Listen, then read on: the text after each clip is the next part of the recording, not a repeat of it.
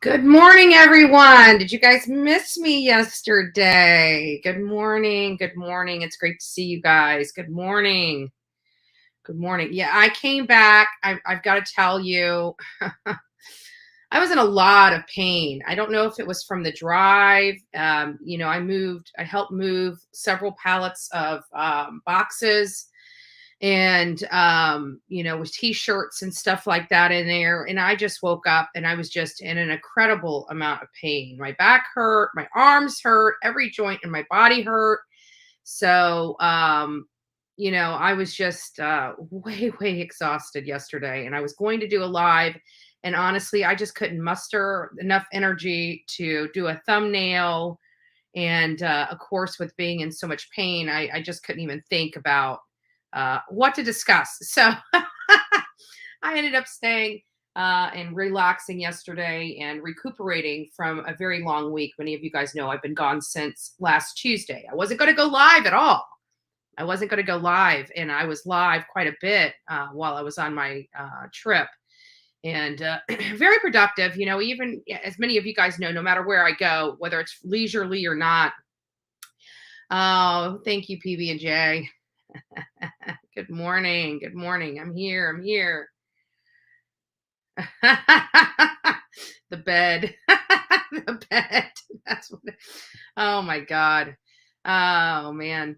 But anyways, no matter where I go, whether it's leisurely or not, I always find, stuff to cover whatever state I go into, whatever county I go into, I manage to find something to do that I can bring back to each and every one of you, So this one was, we went to Myrtle Beach. Again, Myrtle Beach was just a leisurely visit. But while we were there, because it was Myrtle Beach, there's been so much said about Myrtle Beach that we decided to do a little bit of fact finding.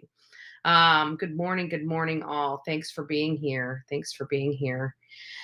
So, as many of you guys know, if you guys have not liked, share, or subscribed to this page, please do so now. Do not keep the Bullhorn Buddy channel a secret. And if you love the coffee club, this is the best-selling item on our merch site. This is your ticket to be a member, official member of the Bullhorn Buddy Coffee Club.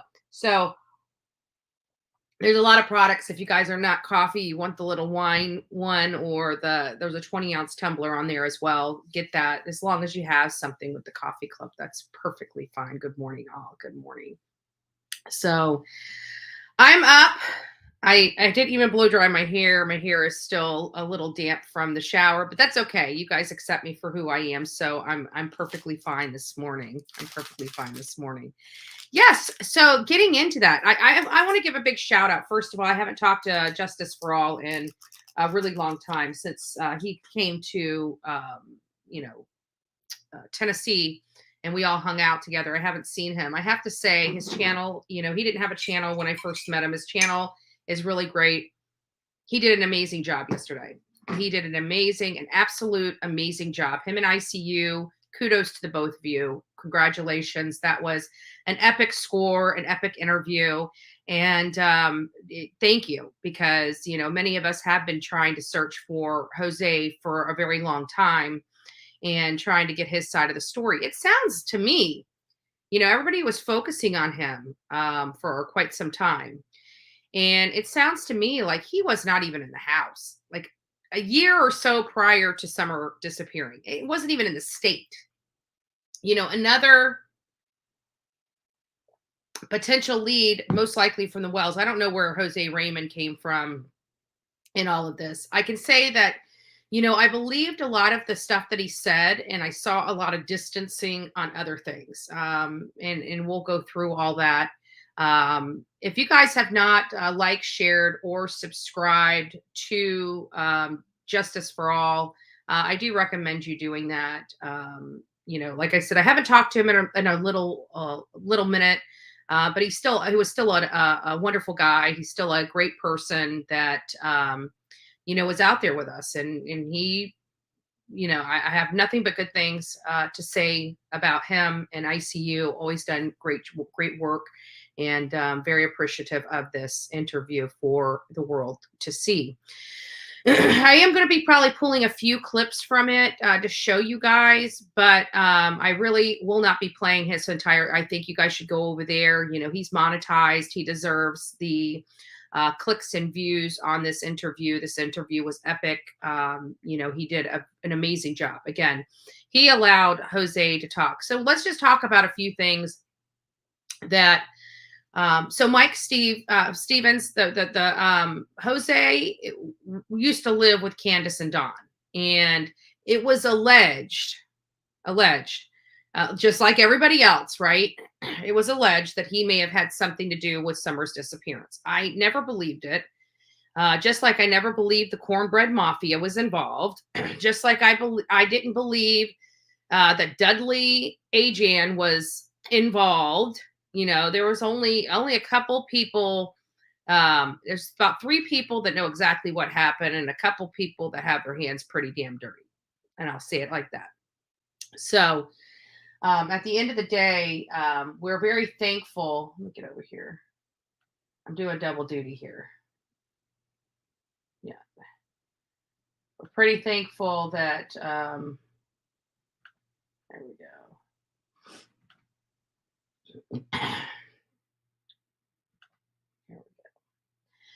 But we're pretty damn thankful that this interview was brought to light. It did express a lot.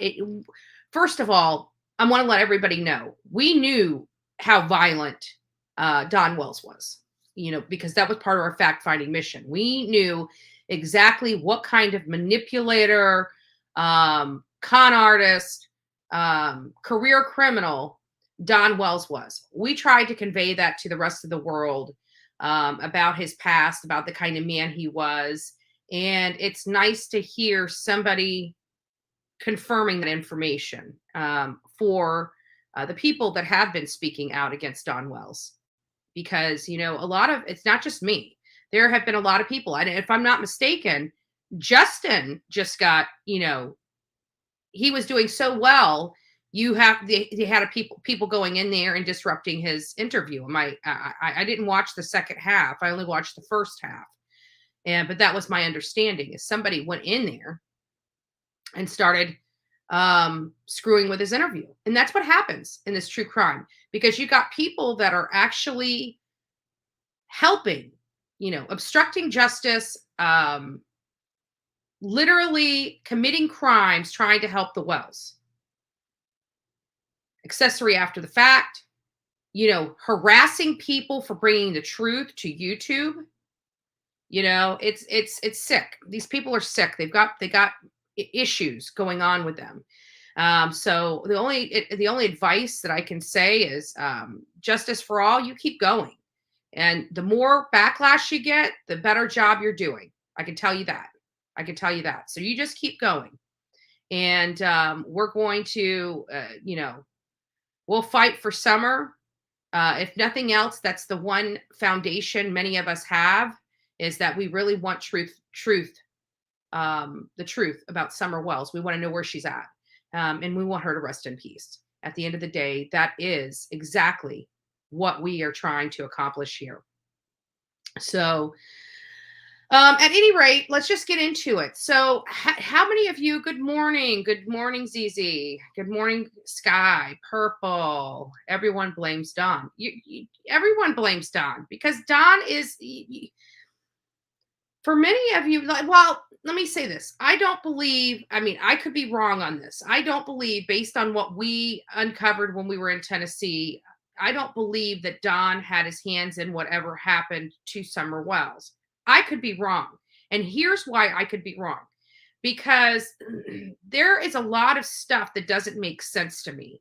We thought something happened down at the water hole. We thought, and it eventually, and apparently it could have been. I mean, there could have been something there, whether she drowned in that hole or maybe they weren't paying attention and the car backed over. You don't know. I don't know. I don't know. But I can tell you that what we found out is that she was in Candace's care with whatever happened to her, whether it was drowning, whether she was left in that car hot. What was surprising in Jose's interview, he described her wearing the nicest clothes he had ever seen her in that day that she was laying on the milk jugs. And although she did fall asleep everywhere, I don't know if he noticed the purpling at her cuticles, the swelling of her hands. Would that have changed his mind about what he thought he saw in that photo?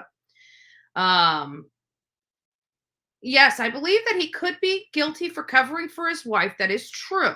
That is true. But there was other things that came along with this story. For example, we found out that Don comes home much earlier than he usually comes home. That day, Hunter said, now this is if they weren't following the script, okay? Because there was a script that Hunter was following when he was talking to Chris McDonough. There was a script. You could see it. You could see when he was struggling to keep the facts straight. You could see, some of that stuff was very, very much truthful. Some of it was not. And, you can't blame a 15-year-old kid that's being manipulated by an adult and terrified by that adult. We see Candace come out on YouTube and say, well, people want to be mad or mean, looking all sweet and innocent. This is a woman that tells people that she's going to blow their effing head off with a shotgun. Don't let this woman manipulate who she truly is. Jose Raymond described this woman that he's seeing on YouTube, not the same person he knew. And I don't necessarily take him at face value, because what he described in that home was almost a party home, almost a party home. Let me go through some of your questions and then we'll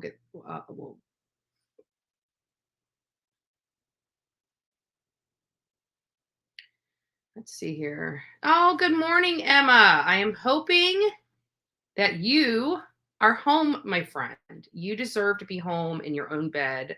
Thank you for joining us this morning. I miss you so much, and I hope you're doing a lot better.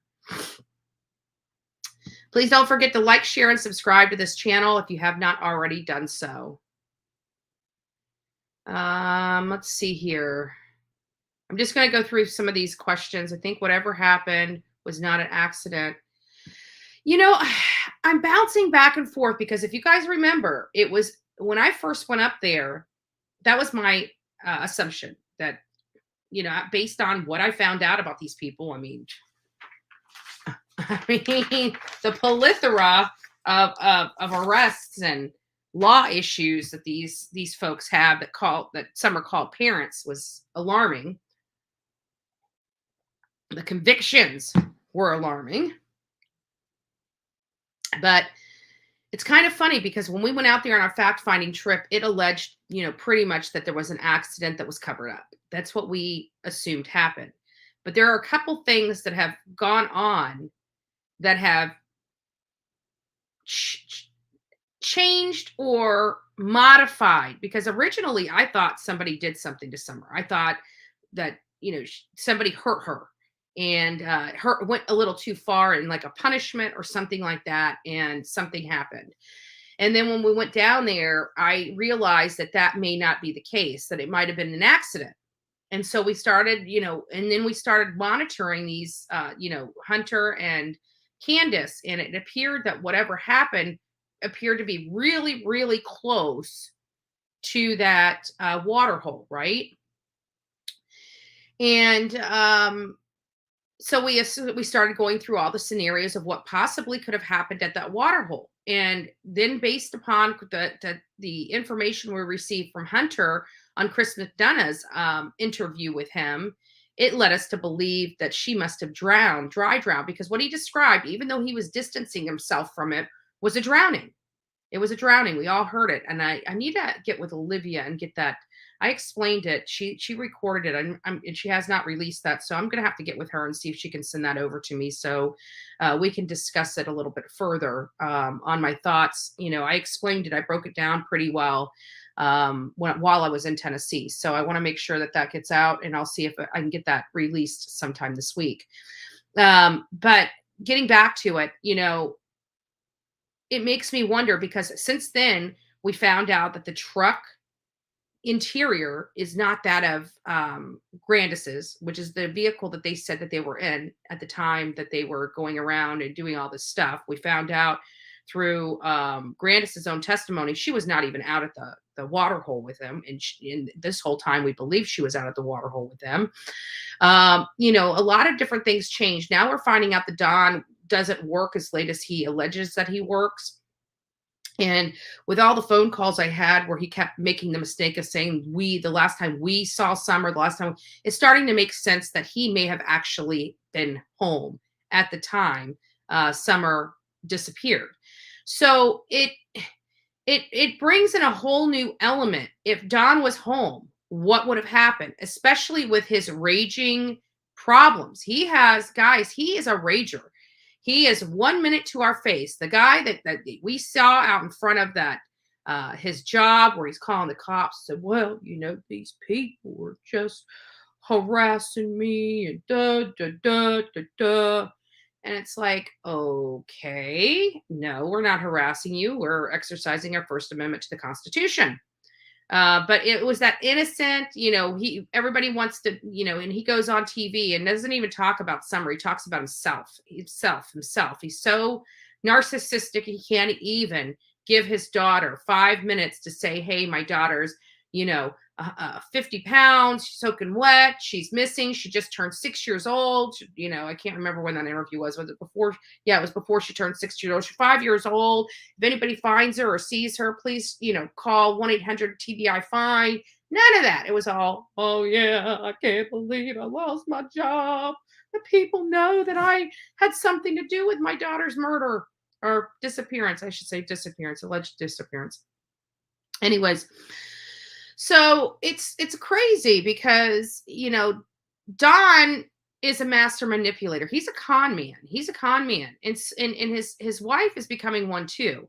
It sounds to me that Jose did not live with them very often. And when he did live with them, it was while Don was gone and Candace didn't have a whole lot of money. So I think he actually saw her more sober than messed up.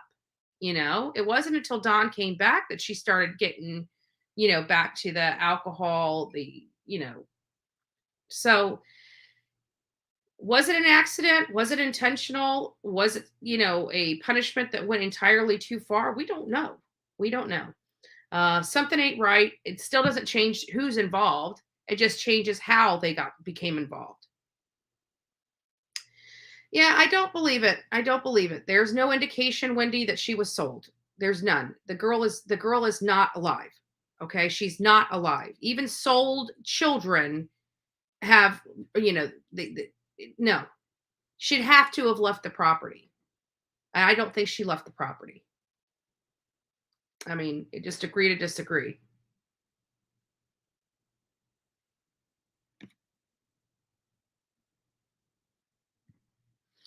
I'm not sure what that means. Justin asked everyone to give him respect and give him 48 hours. Really? I don't understand what that meant. Maybe I'm missing something that was above Tickles. I apologize. I don't get what that means.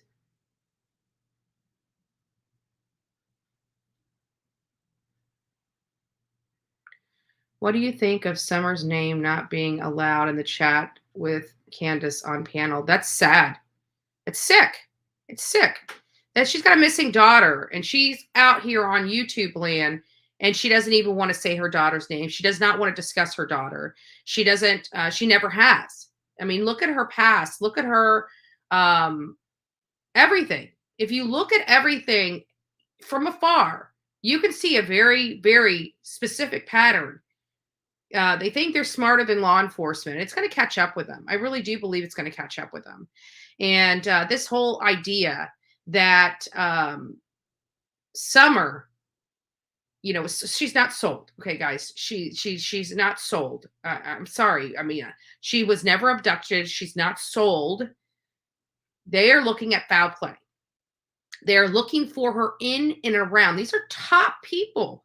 Now we went over, TBI. How capable is TBI in finding people? Right? They're very capable. We just did a small show, but a show nonetheless, while I was in South Carolina, and we went through the Twitter page of TBI. And guess what? Just about every one of them was found safe. Every last missing person was found safe. Where's Summer Wells? Where is she? A lot of people brought up the idea, that she was going into, she had the CPS stuff going on. She was going into kindergarten. We had Jose allege that, she was very vibrant, very full of life. She didn't have a filter on her mouth. So there was going to be she was going to be exposing some of the stuff that went on inside that home because she didn't know any better. And, she had already, he described Don taking a shower with his daughter alone. He described some of the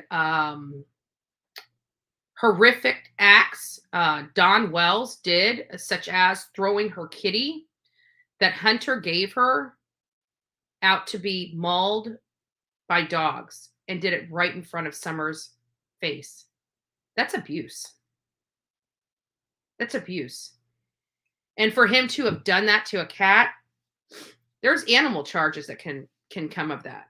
And again, these are all the things. And as you heard Jose say, law enforcement knows all this stuff.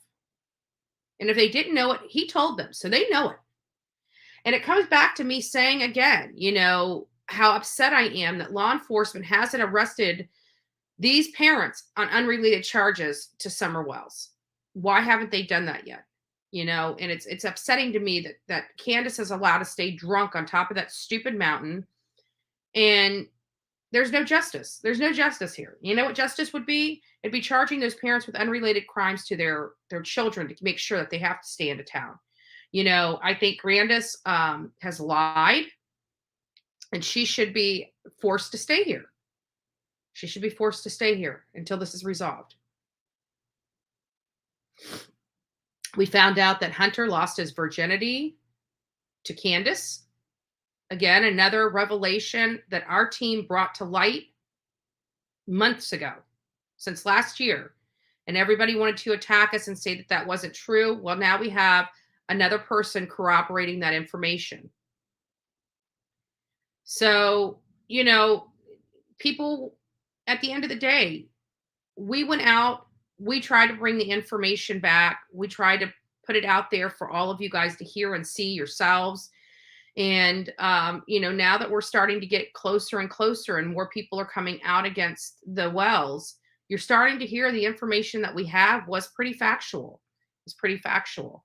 And if you recall, I even asked Allie and she ran into the house. She ran into the house and was highly upset when I brought up the fact that Candace may have done something to her son. She didn't want to believe it, but her mother and her grandmother did.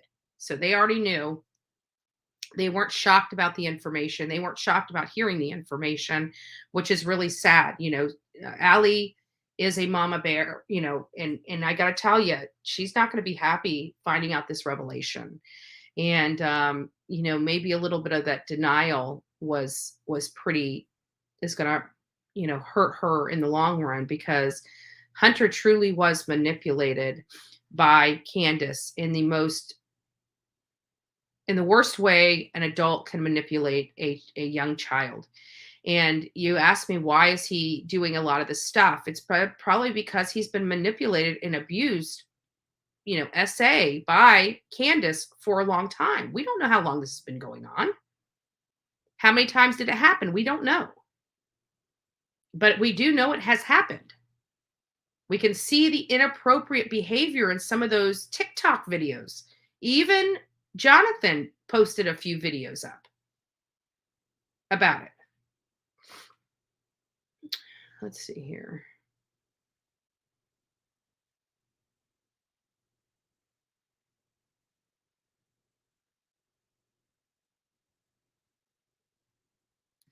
Yeah, and he did, and some of the stuff he described, and and this is where I don't. Here's my contention with some of the things that Jose said, and I'd like to speak to him. I'd like to ask him these questions because, when he left that house, he talked about having almost like a mental breakdown, and then how he, went there and he cooked and he was basically the saint for everybody there. But my problem here is, he didn't. Candace was the only person home with those children. Don went to work. Candace was home. Her only job was to keep that house clean and keep her kids fed. Jose is talking about, well, Don should have to come home and cook and clean as well after he's been at work. Why is Candace home if Don is supposed to come home and cook and clean? I'm not trying to be, a womanizer or anything like that. But what I'm trying to say is her only job was to be home and to take care of those kids. So why isn't she cooking for the kids? Is my question. I'm not trying to say that a woman should do this and a man should do that. That's not what I'm saying. But if those are the principles that you guys have as a family unit, I don't understand why it's okay for Candace to sit home all day, not cook or clean for her children, and then expect Don to come home and do that for him and the kids. That's where I don't understand. Not that I thought what Jose was doing was wrong. I mean, I love a man that can cook. That's great. But I don't understand why did he take that responsibility off Candace? The one that's home all day is my problem. Did anybody else catch that? It's almost like he was giving her a free pass and shaming Don. And it's like, I try to be as fair as possible. I don't like either one of them. I really don't. I think they're horrible people. But I still don't understand why he didn't put that responsibility on the one person that was home with the kids all day to make sure that the kids are fed throughout the day. And not only that, but he says that Don went to the store and would pick up all this dollar stuff. Well, Candace, Grandis, and you were home all day long, all day, every day. Why didn't you guys just go up to the store and buy what was needed for the house? Why would you leave it to Don if you knew Don was going to buy junk and garbage? Or leave it to Allie. Like, why is it the responsibility of Allie to go buy $300 worth of food for that home? I don't understand it. I don't understand it. Candace, it's not. I'm not sure if maybe it was because Don took money, would not give her any money. Maybe that's the reason. But, and then he confirmed that Don Wells was truly on drugs. So we got a man that was constantly on drugs, that was having inappropriate showers with his daughter, that punished his daughter when when she didn't follow the rules by throwing her cat out the door and having it mauled by dogs, a kitten that did nothing wrong.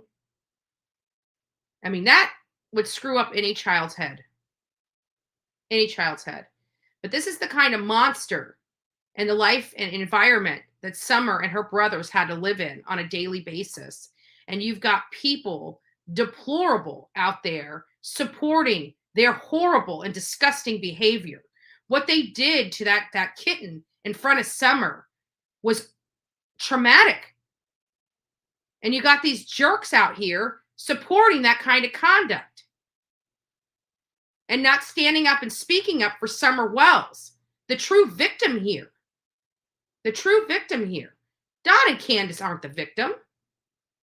Those boys and Summer are the victim. When are people going to get that through their head? You guys heard what, if you guys haven't, please go over there and watch that video. I mean, it was a 5-hour some odd video. I got in the middle of it, I want to say halfway through, about 2 hours in maybe. And the stuff that I heard was disgusting. And shame on the people that supported these freaking parents. Disgusting.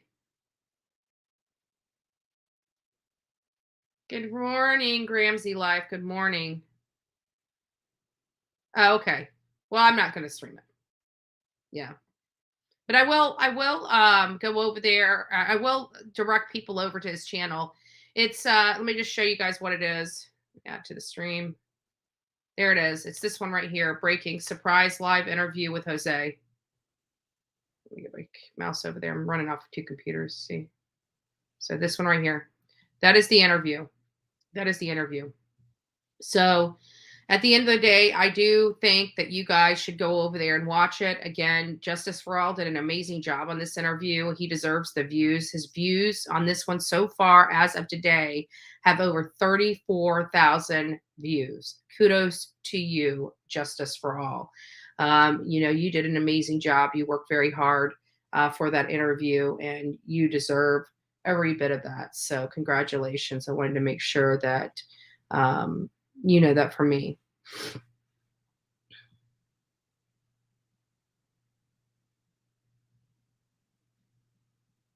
Okay, yeah. Got it.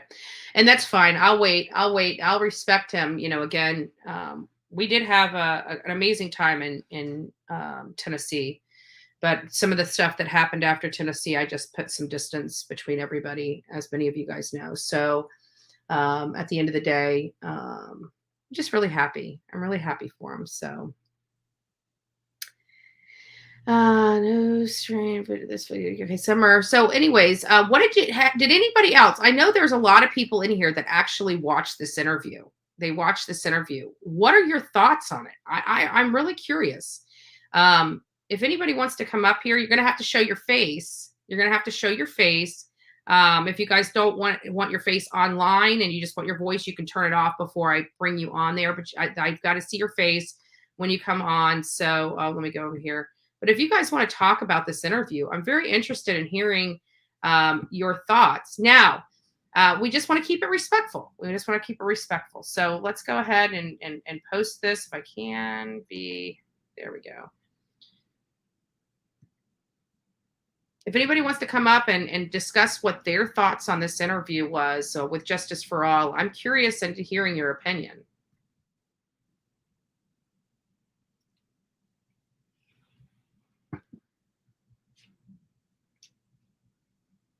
Curious to hear your opinion. Good morning, Red. Yes. Hey, Jen. Yeah, here's Justice for All's channel. If you guys want to go there, I definitely. But if anybody wants to come up here and just tell us your thoughts, if you don't want your face on TV, that's fine. I'll take it off. I just need to show You just need to show me your face before I bring you up on the panel.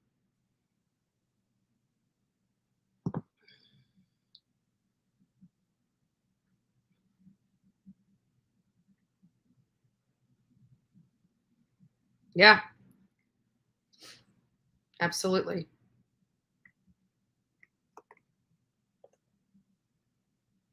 So if anybody wants to come up, now is your time to come up, come up, come up. Yeah, it's a sad situation.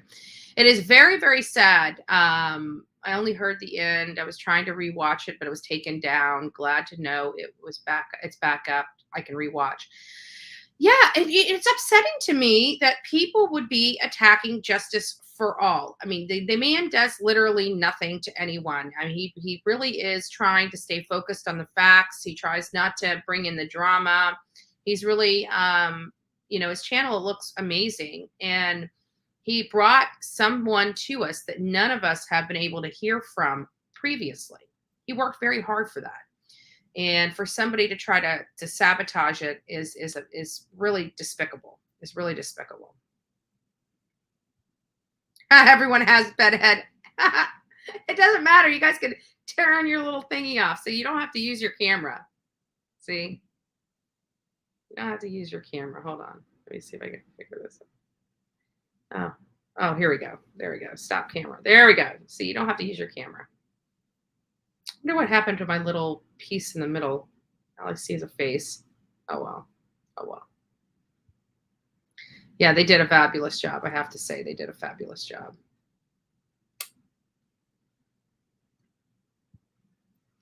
Now that Don the Con is in jail, I love it, Florida girl. He will sober up and come with a plan to save himself. I believe that. I believe that because he's so manipulative. He's a master manipulator. He's going to turn around. He's going to turn this around so he comes out smelling like a rose, or at least try to. At least try to. But yes, I agree with you. He is trying to find ways to save himself. I think that's where all the law, the lawyering up came, is because I think Don is quite right now moving the pieces. I really do. Oh, BK was streaming it. Yeah, that's what they do. That's what they do. Good morning. Good morning. Yes, but we will respect justice for all and give him his 48 hours. It's sad that he has to ask that, but I was going to show just a tidbit of it. My poor little Keurig sounds like it's about to fall apart when I do it, but I need some coffee. Yeah, another thing is that Andrew Hiltz has been saying that he knows where Jose is, and that he's been calling him and all this other stuff. And Jose said, no, he's not been calling me. He doesn't even have my number. He goes, and he even challenged him to come online and read the number that he's been calling, because Justice for All has been calling him on it, probably most likely a different number. So I'm curious about that. Yeah, that's it. I'll just need you guys to show your face backstage. You don't have to show your face on the screen. I just want to make sure that if anybody comes up, I don't get, we need to make sure everybody's who they say they are. Who they say they are. Wake up, wake up. Yeah. So Tiffany showed a clip. Everyone went nuts. Oh, okay, gotcha. Yeah. Yeah, he did a very good job. But the other thing was, but I just thought it was a bombshell that somebody actually confirmed that they heard. I mean, firsthand knowledge. So that means the two participants, Hunter and Candace, acknowledge Hunter losing his virginity to Candace. That's just, and so that's firsthand knowledge. That's something he can testify for, saying, yes, I heard it out of Hunter and Candace's mouth. Them saying that. That's firsthand knowledge. That's not hearsay. So it did happen, folks. It did happen. And it makes you wonder, why are they not in jail? Why is Candace not in jail? I mean, She took advantage of a young kid. More ways than one.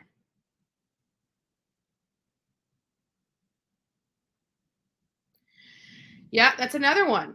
The oldest brother was involved in SA for a stepsister, a step sibling. This stuff was going on in their house, and the children were watching through a peephole in the wall. You know, this stuff is being exposed. Where's law enforcement? Why was this allowed to happen? Why is nothing to this day still been done about it? I'd like to know.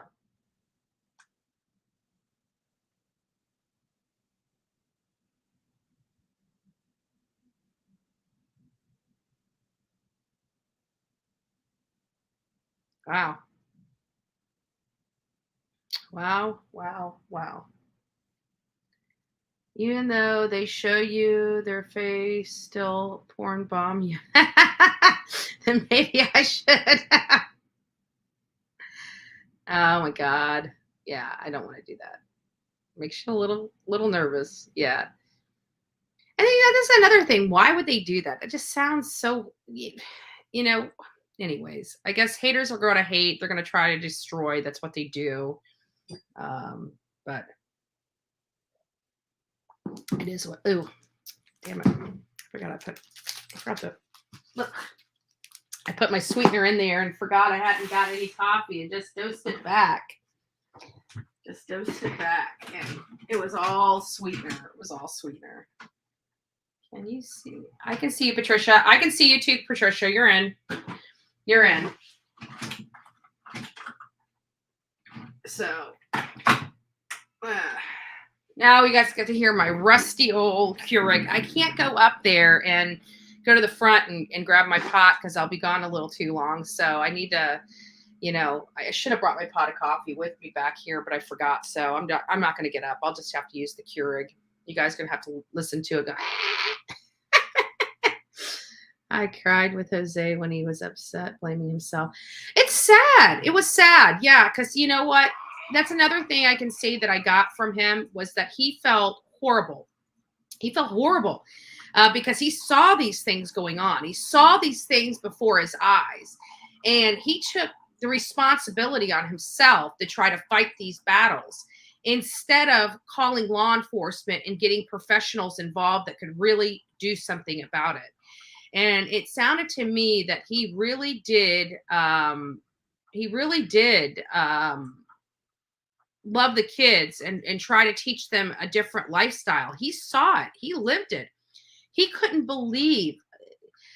And this is sad because he had no choice. He had an opportunity to live somewhere, to have a roof over his head, and he took it. What he described was absolutely horrific. I mean, let's talk about it for a second. He described everybody living downstairs, right? Everybody. He described no walls, no doors on any bathroom or any bedroom. So how did mom and dad, do their husband and wifely duties at night without the children seeing everything that was going on? How many times did that house just sounded horrible. It sounded like a lot of bad things went on in that house that people don't want to acknowledge or admit to. Even he himself was acting like, these things didn't go on while he was there. I'm sorry, I believe they did, because if you recall, I always look for the truth in the lie.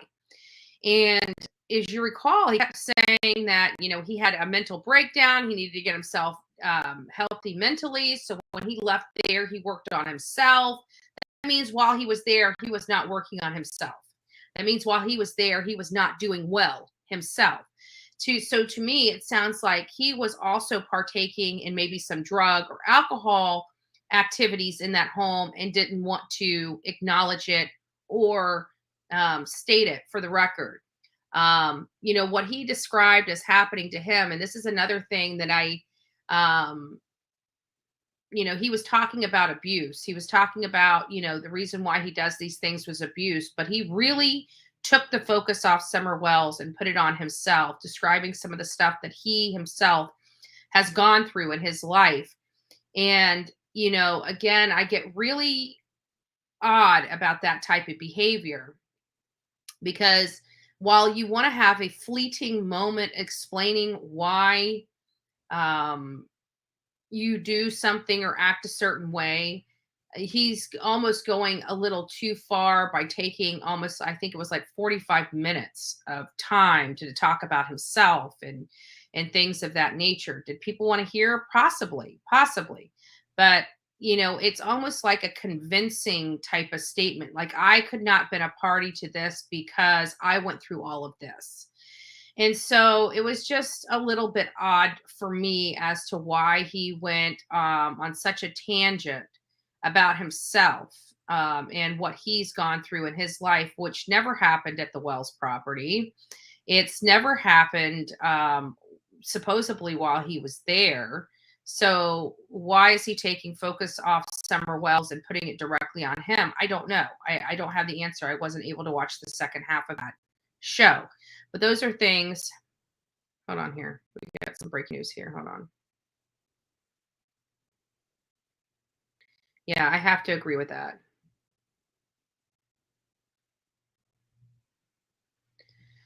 No, I do believe it was him on the phone. I've heard his voice in the past. I do believe it was him. And he had a lot of intimate information on the comings and goings of that house. Primarily, I told you about the couch. Everybody wanted to say that there was no couch in front of the door because there wasn't when the news people got there.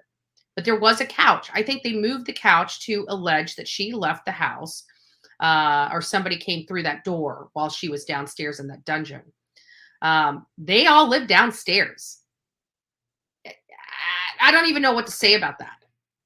I don't even know what to say about that. And it sounded like they all lived in the same room. Like, how, again, did mom and dad get it on with children in the room? I don't get it. I don't get it. It's what those kids had to see in that house is despicable. And for the people, again, that are supporting the Wells, you guys don't say you're in this for justice for Summer. You are not. You are not. You cannot support monsters and want justice for Summer. You just can't. You can't have it both ways. You just can't. Don't act like you're the martyr. You guys are sick in the head. You don't like what I'm saying? Too bad. Too bad. So what does it say here? Breaking news: Mother and Star Hobson has her sentence increased from. Oh, wow. Well, I'm glad people are increased. You don't get increases around here. I wish they did. Yeah, that was another thing. The doing that and the foam getting in the kids' eyes, and we did get confirmation of why. And I said this before. Why were the kids' heads shaved? I said most likely because they had lice. Most likely because they had lice, and people are like, "Oh no, it's because she wanted to be just like her brothers." No, it was lice. It was lice.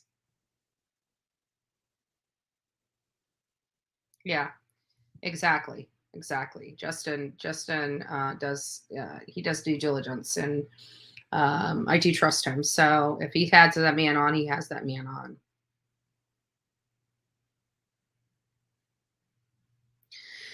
Yeah, but that's the problem is a lot of people keep thinking that everybody's got to prove something, like that's how we get into a lot of the problems that we get into is, oh, I would have had him do a screenshot just to prove to the naysayers. Listen, the naysayers are going to be the naysayers no matter what. I've learned that on here. No matter what you do, proving your point will just make them speculate some other kind of lie. The ones that don't like you will never like you. The ones that love you will continue to love you to eternity, right? So the naysayers, I could care less about the naysayers. Justin, care less about the naysayers. There's just going to be hate. You can't overcome all the hate. You just can't. Just let it roll off your back. Or let it roll off your back. Yeah. Yep. Candace is the liar. I'm going to state right here on my channel, and I can get all the attacks. I mean, what the hell else can they do to me? They've already done enough, right? There's nothing else left. to do to me. So I'm going to stay here on my convictions and say that Don and Candace are responsible and Grandis knows it all. I'm going to stand right here on my convictions and state that publicly. And I've stated that for a very long time. And I will continue to state that moving forward. Candace and Don know everything. Grandis knows everything. Grandis was not sitting home sleeping in her bed while her granddaughter was being taken away. It just didn't happen like that. She's a liar. She's a liar. Her whole body language in that entire interview was that of deception. But we're glad we finally got it. Grandis, thank you for coming and giving at least that to us so we could tell whether you were going to lie or you were going to fight for your granddaughter. We know where you stand. We know who you are now. And sorry, but you don't cut it. How often? So Grandis and Candace, how often do you call law enforcement to check on your granddaughter? Excuse me, your granddaughter. How often? How often do you pick up the phone and call them to say, hey, what new information do you have? Probably never. Probably never. That's an indication that you already know where she's at. Just saying. Just saying. Yes, no bathroom walls. And he described if I was sitting on the toilet, they could see everything. Everything of a strange man. Those kids could see everything of a strange man's body. That's the house they lived in. They didn't try to do anything. He talked about nails being exposed, where, he thought maybe she could have ran into a nail and it got her in the head and she fell down the stairs and possibly broke her neck. This is not an environment or a home for children. There were no walls. Those children couldn't bathe. With all those people in the house, couldn't bathe in privacy. Sad. It's just sad. And people want to support that kind of abuse. Yeah.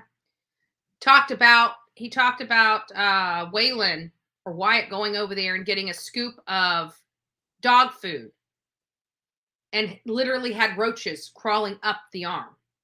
Roaches crawling up their arm. And he walked out with all those roaches on him like it was nothing, like it was just another day at home. That's sick. That's sick. You cannot wash the sins out of that home. You cannot burn the sins out of that home. Sick. Yep. Don didn't go to church. He didn't start going to church. I mean, he went here and there, but he didn't start going to church until after summer disappeared. He was there a couple times, but he wasn't there every Sunday. He was there here and there. And we found that out when we were in, remember, we kept asking people would pull over to the side of the road. I said he went to the Seventh Adventist church. How often did he go? People are like, what are you talking about? He never went. He'd go once in a while. Never went. But he sure showed up there every day, every Sunday, he goes to church and prays.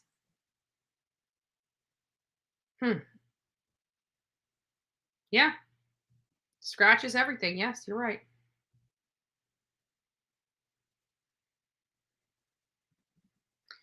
I don't know, but he was the only one that took showers every day too. Might have had something to do with it.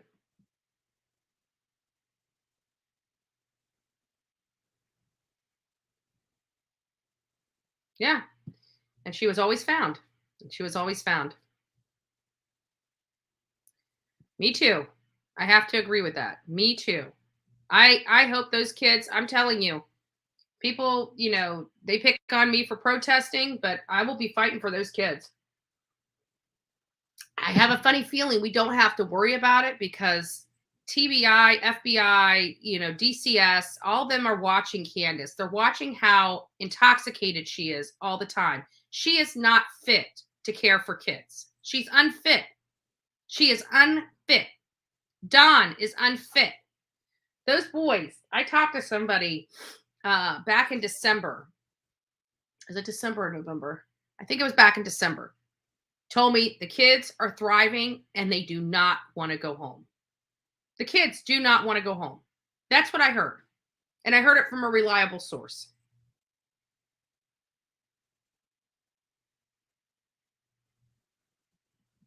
What is it? You know, it only happened because the uproar from the public that they was beyond angry. It was a political decision 100%. I guess I missed why it was a political decision. All the Candle supporters should have asked for proof she was not guilty. Exactly. Exactly. But they don't because it's a presumption of innocent before guilt. I'm sorry. I'm not going to give a person one red dime of my money until they are cleared. I will never ever. You will never have to worry about Andra, aka Bullhorn Betty, supporting a monster. You will never ever have to worry about that. I will not give one red cent, not one red cent, to somebody that could potentially be a monster. You allow those people to be cleared before you start donating to them. Cleared. Look at how much money BK raised for the West. How much money he got for covering the West. Come to find out, not only did they kill their children, they had their other children help them. Kudos to you, Betty. Kudos to you. And people still watch your garbage. It's amazing to me. It's amazing. If I want lies, if I want to know who not to trust, I'll go and see whoever Benny is following and protecting this week. Then I'll know those are the guilty parties.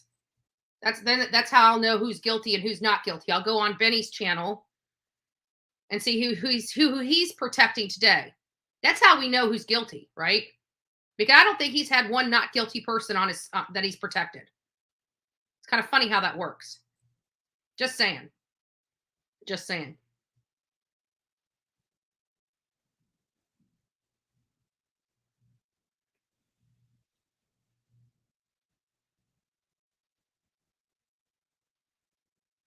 Yeah. What was surprising to me is they said that her favorite hiding place is a freaking refrigerator that was outside.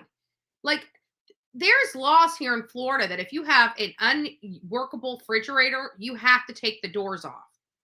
Because kids were getting inside of refrigerators and locking themselves in and dying in those refrigerators for lack of oxygen because they couldn't get the doors open. And when I heard that, the hair on the back of my neck stood up. It's like, why have you guys not removed the doors on that refrigerator? What if she got in there hiding and couldn't get out? It's crazy. It was crazy. Yeah. And he also proved that, Summer's wandered off before. And guess what? She's always managed to make it back home. She always knew where to go. And I said that before. I also said that she was probably one of the most mature 5-year-old children you would have ever known. She was mature when she was 3. She was opening doors and going out and playing on her swing at 3. And you know what causes these really independent young children? Neglect. Like they have to do it for themselves as if it's going to get done because their mom will not do it for them, right? So she knew how to do all this stuff for herself. Why? Because nobody else would do it for her. And I said that many times on this channel, many times. And again, Jose backed that information up. Yes, their clock is ticking. And it can't come good enough. It can't come quick enough. Can't come quick enough. We need them gone. We need them behind bars. We truly need justice for Summer Wells because I'm telling you, this whole thing with Gabby Petito and her family, they never got justice. They never got justice. Their murderer is dead. I give you that. But what Brian's parents did to Gabby and Gabby's family is disgusting. It's absolutely disgusting.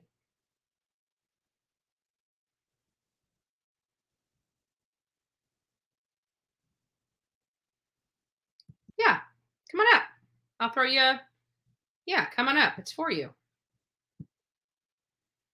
Come on up. I'm posting now. I love hearing other people's perspective. Just remember, if you guys come up, be respectful.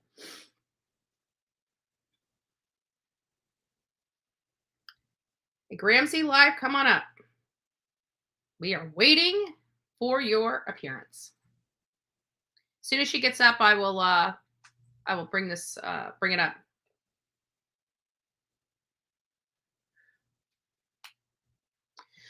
So Brenda, where you can find it's on Justice for All's page. He's the one that did the video, and it's on his page. So exactly, I agree with that. Okay, we're gonna bring Grammy's life up. So just give me a second. All right, you're live. Good morning. Good morning. I love that you go on when I get up. I have to get up really early to watch my grandkids, so I love this. Oh, great, great, great. I'm happy to have you. So, CPS really needs to step it up. When I called CPS on my daughter, when my granddaughter was 3, because I went over to see her, and when I went in the apartment, it was dark, full of people on the floor, and it smelled like pot. Well, I called CPS and they did nothing. They did take a drug test and found it in her hair, my granddaughter's hair, but they did nothing. And my stepson-in-law tested positive, but my daughter didn't. It went on, and I helped my daughter leave, but they lived in such a horrible condition, and they fed her Twinkies, soda. Her teeth were in such bad condition. And my ex-son-in-law took her back, left her in Montana with strangers, and he went to jail. I dropped everything at my job until I found her, and I took custody of her. Yeah. And I have custody of her today, and she's 10. Oh, well, bless you. Bless you.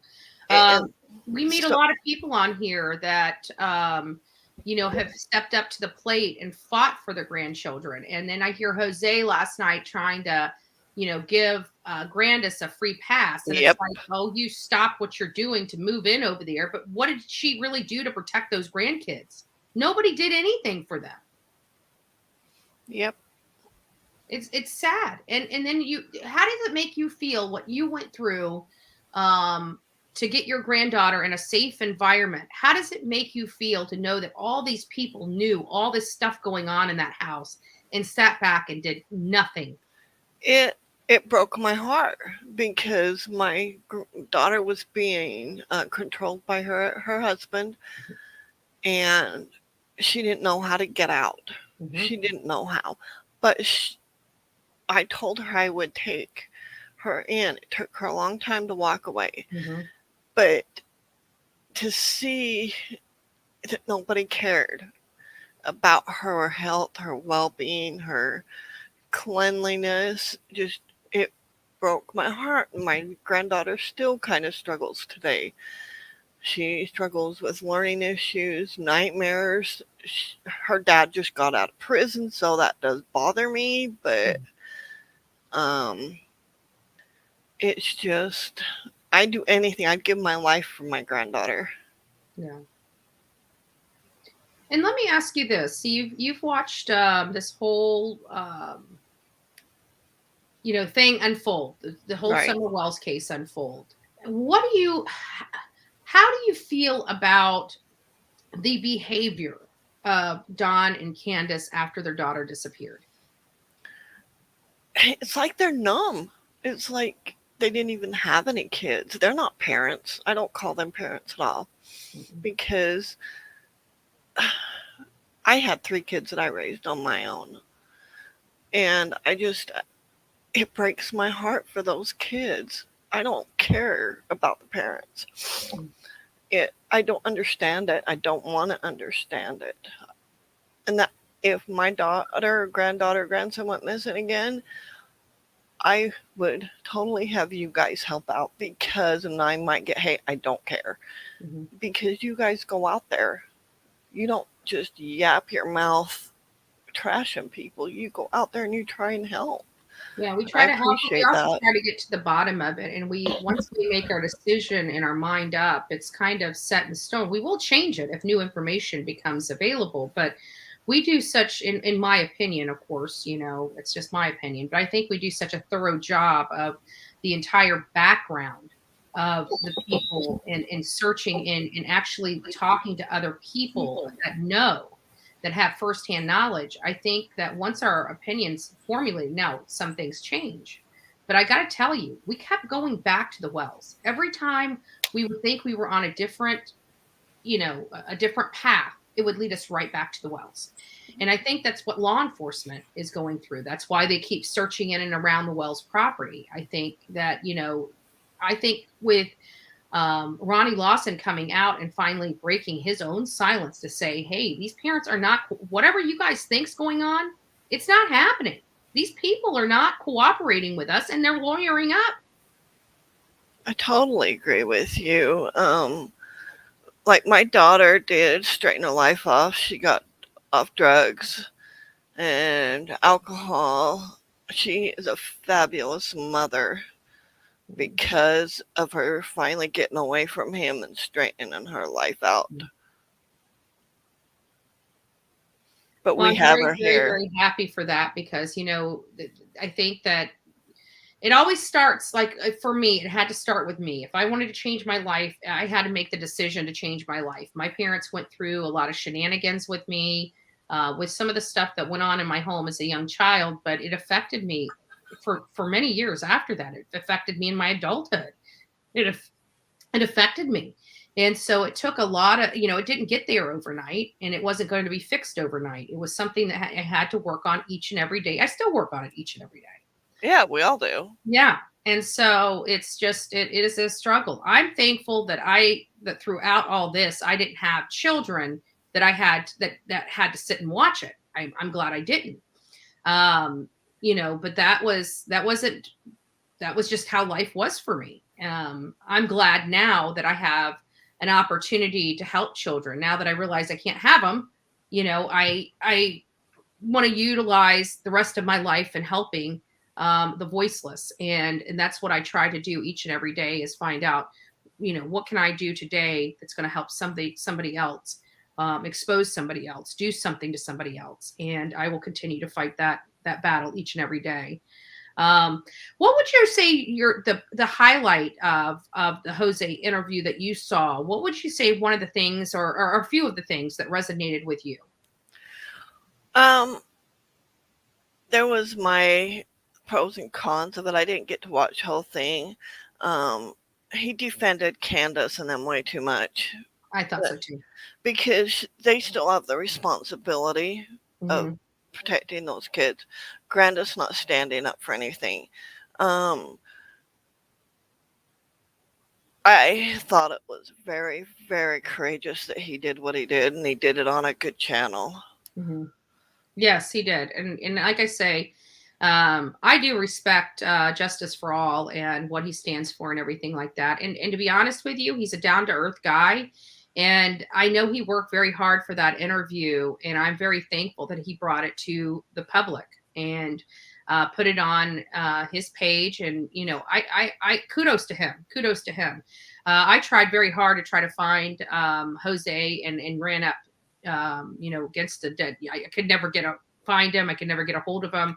So kudos to him for finally, being so tenacious to finally find him and bring him to light. And it was, to me, I very much respect that because the people, the public, everybody needed to hear that. And like I said last week, we're going to start seeing these cracks form in the dam.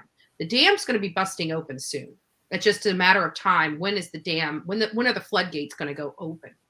And we're watching it before our eyes. The breakdown of the lies. We're watching it before our eyes. And one thing that resonated with me with Jose is that this is not the same Candace he knew. Right, I did hear that part. I did. I didn't have any kind of hope until the West case broke Mhm. open. Yeah. but now I do because I see a similarity of it. Yeah. You know, I have to say that kudos to you for pulling yourself away from all the hate that other creators say about you, that you just ignore it and you move on because you keep on a straight path. Because if it was my granddaughter, that's where I would want Yeah. to be. I appreciate it. Thank you so much. Thank you so much. Is there any final words that you'd like to say about summer or anything else while you got an opportunity? I think people just need to keep praying. God listens. He hears us. He loves all children. We need to be kind. Please hug your grandkids and kids each and every day. All I can say is just be good to people. We don't know what will happen tomorrow. Amen. Well, I appreciate it. I appreciate all your love and support. And, God bless you for taking care of your daughter or your granddaughter and protecting her. It takes more people like you out there that really makes a difference in the world and in the community in which you live. Thank you. I appreciate it. I'm going to drop out. Have a good day. You too. You too, my love.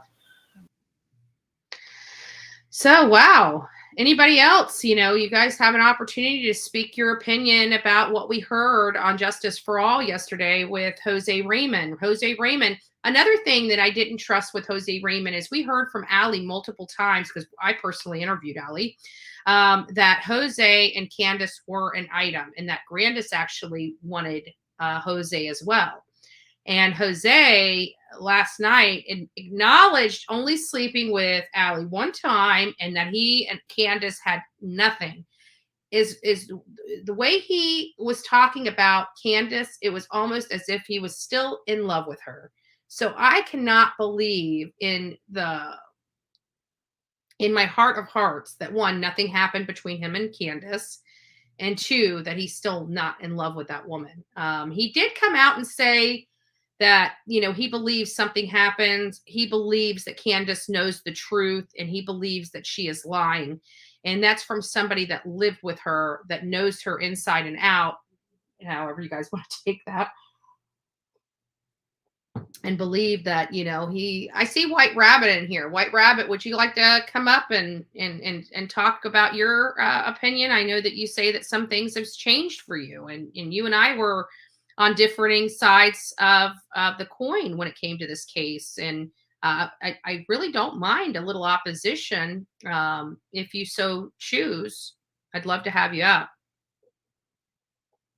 I'm going to go ahead and throw the you address back down here. If you would love to come up, I'd love to have you. And that's my problem too. I don't know, Yoda. I have no idea. I think she should be.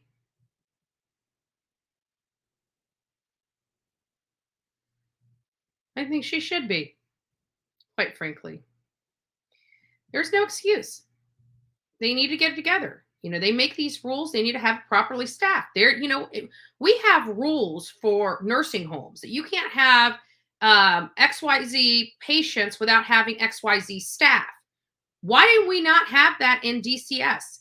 If your caseload goes bigger, you have got to, without a shadow of a doubt, hire more employees to cover these cases. So, I'd like to know. I'd like to know. But if anybody else wants to come up, just let me know. I'd love to have you guys up, even if you differ in opinions with me. I'd like to hear that other side. Yeah.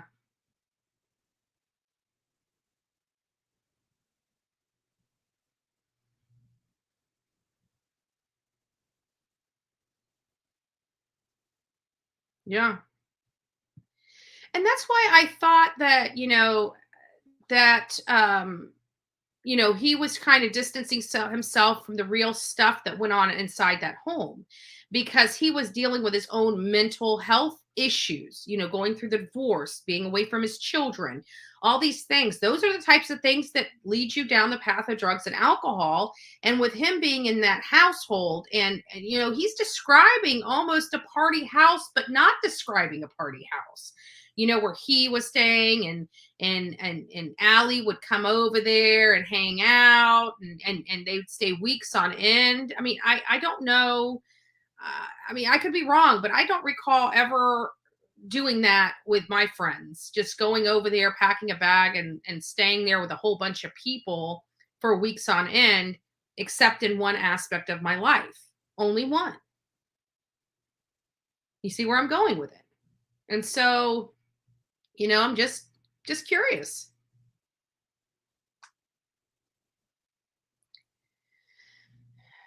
Exactly. You would think he would be. He'd be more angry. I have to say, I was a little hot and cold because there were times when he had no choice but to call Candace out for something, for this, that, and the other. Like, for example, when he said that, she just walked off and didn't return, he said, or the abduction, he said, there is no possibility that that child could have ever been abducted on that roof, or that property.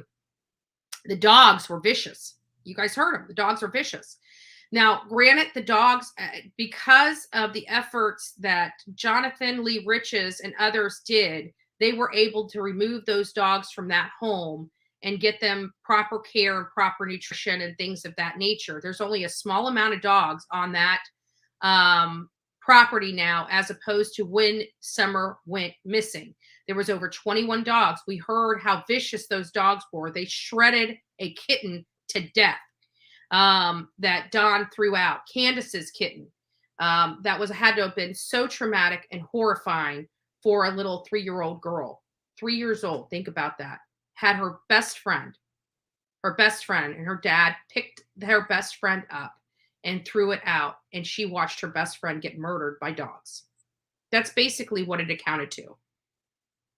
That had to have been the most traumatic experience for a young child to ever have to endure. And people have been supporting these monsters.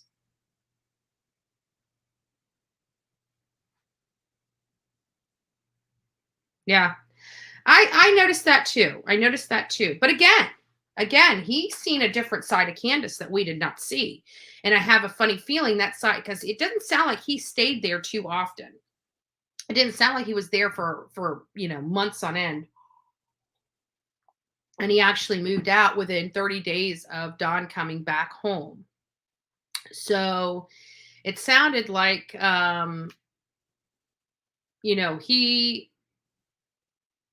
he was there for maybe 2 or 3 months. And again, I'd like to, so if Justin is watching this, if you get him back on, if you get Jose back on, I'd like to know how long he stayed in that house in total.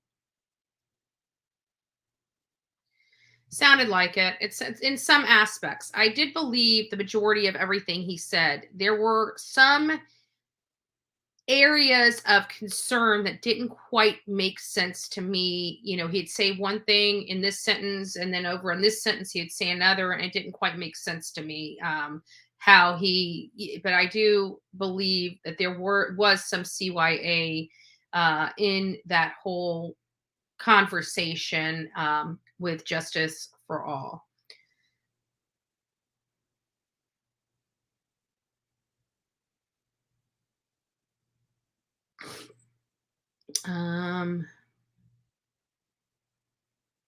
Yeah. Yes, the showering points was spot on.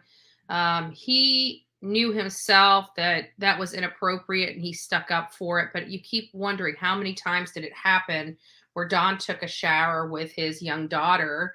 And it sounded like it happened quite a bit. But we also heard from Don himself that Candace didn't take showers. And I didn't hear Jose acknowledge that she did take a shower. That the bathroom was fully exposed to anybody and everybody. Yeah, I agree. He should have. Yeah. And he actually tried to help clean it up, you know. That had to have been awful. That had to have been absolutely awful. And I mean, I don't know how he himself laid his head down. I mean, if it's the only place you can go, it's the only place you can go. I guess I can understand that aspect of it.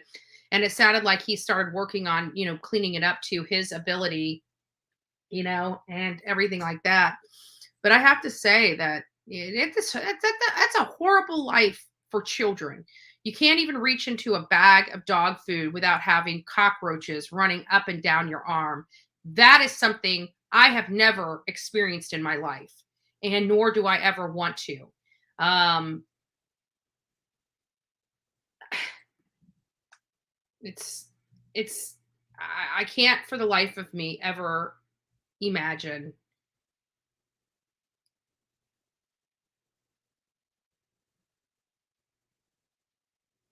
Yeah, I agree. That was again, I don't understand why she was never. We told you guys this months ago in my campaign on wanting these people off the streets and arrested. And it was like it's sad. She manipulated this kid. Sorry guys, I got out. I forgot my allergy pill this morning. I'm sorry, I got allergies. But I don't understand how this could have happened. How she took advantage of this young boy, and it calls into question everything he said in the past as soon as these summer disappeared. Because I'm telling you, it sounded to me as if Candace called Hunter before she called Don or the law, when he explained it. So, and I was over at Bristol, and Bristol is a little distance, but at the end of the day, it's not. It seems to me that if he had just pulled up there, she called him before she called anybody else. And I have no proof of that.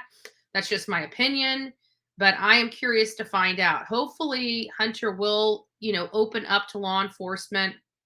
Hopefully he will tell them everything he knows. Hopefully he's getting, treatment for the abuse he went through. And it is abuse. It is abuse. Candace abused that boy. Candace abused that boy in the worst kind of way. She manipulated him and she used him.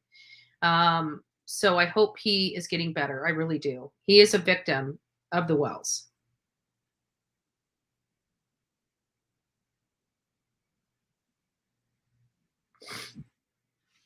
Yes, I know. He did. He sure did. Because he kept calling himself, a father figure. You know what I'm saying? Like there was a lot of telltale signs there. And you could tell he was almost still in love with Candace, even though he's moved on to this other relationship. You could still hear the kind words he was trying to give her. I don't, and then he was trying to shame Don because they obviously have a dispute and a feud. But my thing is Candace, why are you giving Candace a free pass? She's home with these kids all day long. There is no good excuse for that house to look that filthy and to be that disgusting when she's home all day and has nothing better to do than to sit and clean and make it a nice, clean home for her kids. And then the food, like she is home all day.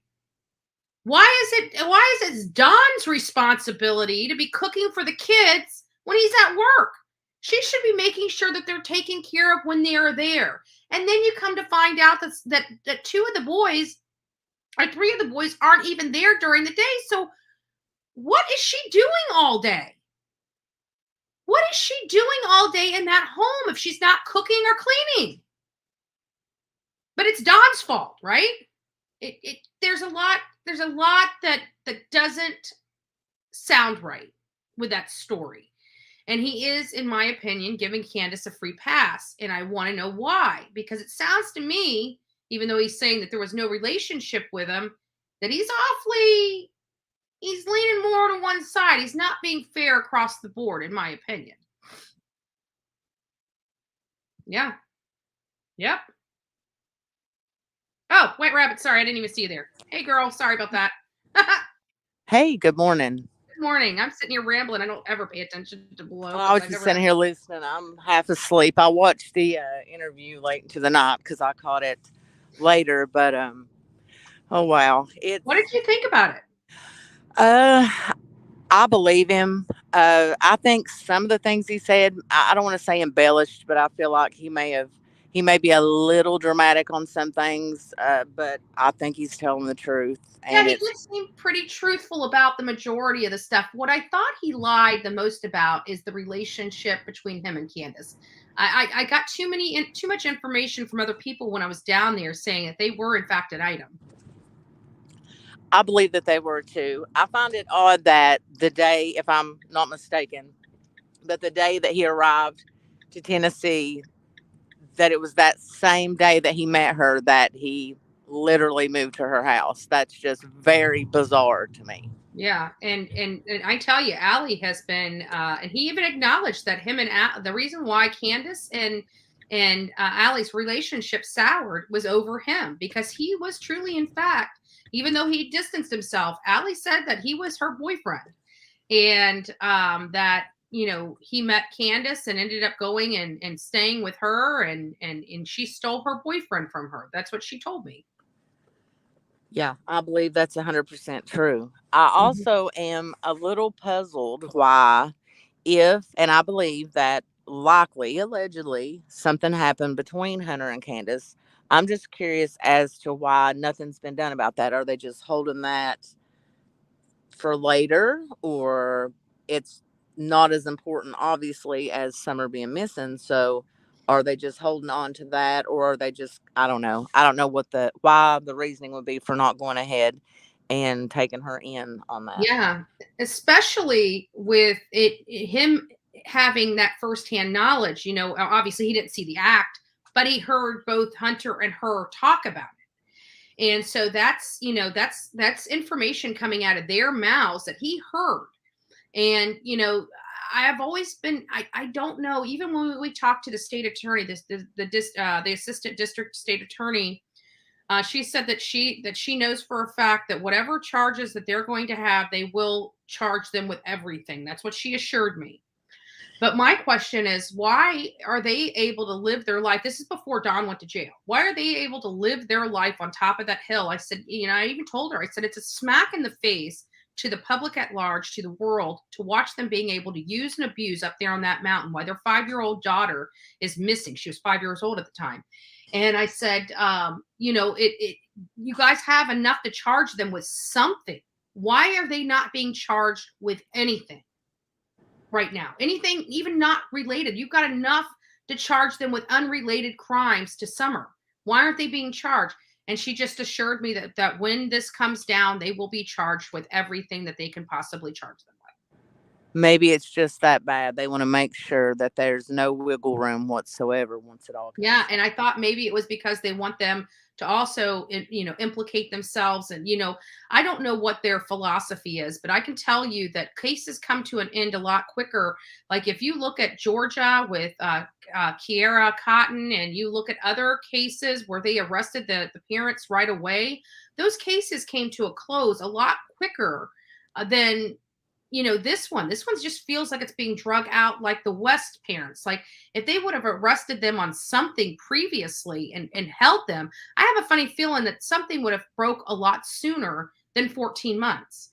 So I just don't get, there's two different kinds of laws in this country. There really is. The ones that, like Georgia and Virginia, where they arrest the parents immediately. Here in Florida, we arrest the parents immediately. And then you've got the flip side of it, where you've got like Tennessee and California, where they just let people walk free until they have a slam dunk case. And it's like, I don't get it. So I kind of have a question in a little bit of a different direction. Mhm. But so if he was saying that there was basically no private bathroom, how on earth did he manage to use the bathroom if he stayed there for all that time without the children walking by or seeing him? I'm just really confused I by think he that. kind of acknowledged that the kids could see all of his business while he was in there. Oh my gosh, that just sits so bad. Hmm. Oh my lord. All his business. And not only that, but he's not the only person that stayed there. So all those people were seeing everybody's business. You had no privacy in that home. And then what got me is he was talking about, we thought the children stayed downstairs and mom and dad stayed upstairs. It sounds to me like the whole entire family stayed downstairs in that dungeon, which creeps me out even more. Yeah, I feel like likely they all just slept wherever they fell asleep. Yeah, they had All of them. mattresses all over. Think about it. It sounds to me like a trap house, like a flop house. You got mattresses laying all over the floors, and you just pick wherever you're going to sleep. It's.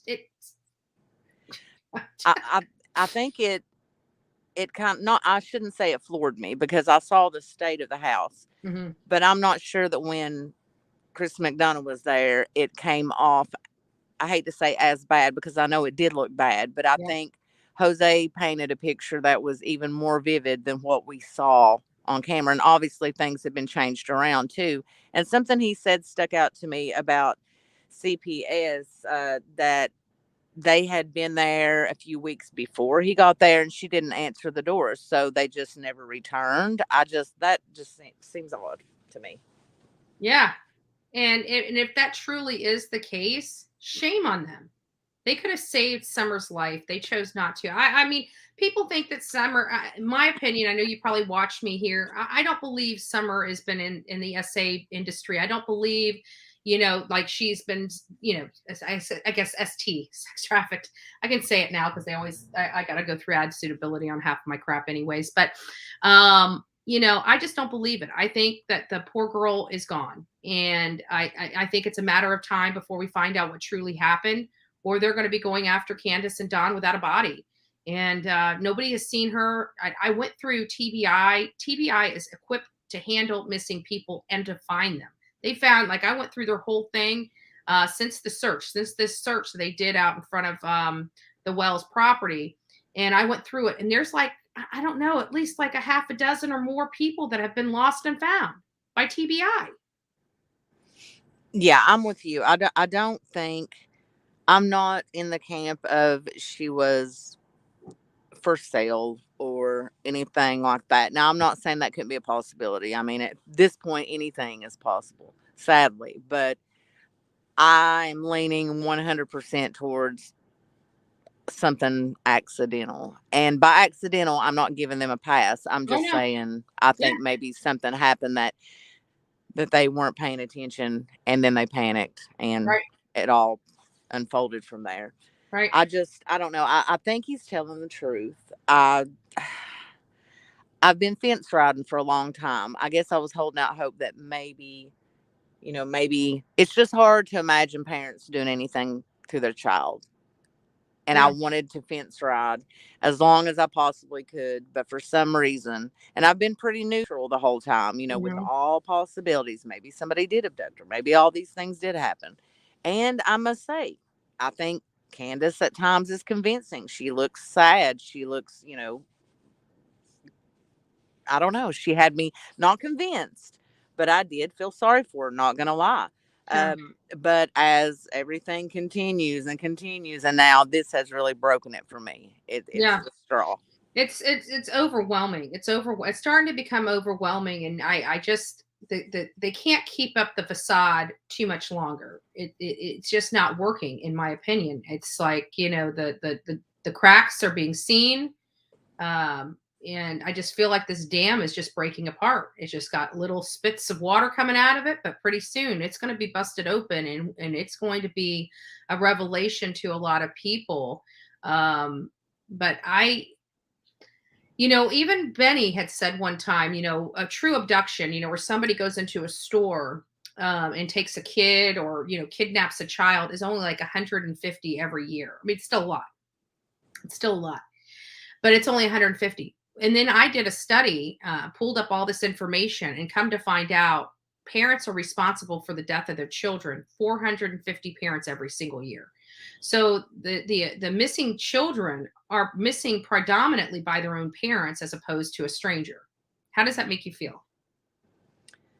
Well, I think it makes it more clear. The numbers don't lie. I think that something happened besides abduction. I think that needs to be thrown in the trash completely. I think there's no way now. And I guess that's the worst of it. If they if Candace or Dawn were open to any other idea but that, then Yeah. that also would keep me on the fence. Like, okay, well, they're considering other possibilities. But just the fact that Jose made it clear that those kids ran in and out, that they were all over the property, that Yeah. they had many times that Summer, couldn't be found. They had to go find her and all of Right. that. Then the And fact the that fact they that the wouldn't, property was so steep, we kept trying to explain how steep that property was, where you would literally, if you went too far to the edge, you would have, a 40, 50, foot drop almost straight down in some of the areas on that mountain. That's why when we went out there and saw the property, we noticed right away, unless they use the driveway, there is no way that they're taking this child off this mountain. that's a good point. Yeah. Absolutely.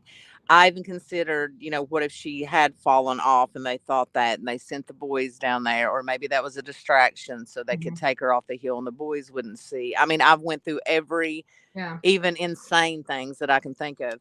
But I think that would have been the first thought was, oh my gosh, let's find her. She's fallen or she's, Right. in the woods. But that was the first red flag, obviously. I think that was for a lot of people, for Dawn to be so sold on the idea that there was no way in the world she could be in the woods. No Right. reason to look there. She isn't there. That's ridiculous. Mhm.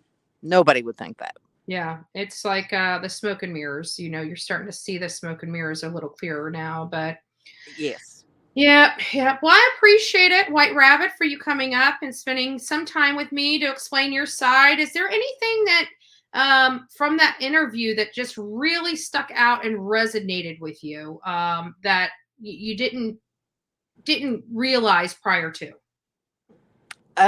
Honestly, and I know that this may seem like a small part compared to the big picture.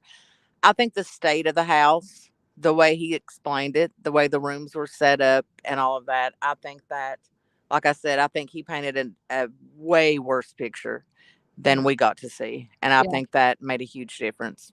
Huge. Gotcha. But I Gotcha. appreciate you letting me come up as Yeah. well.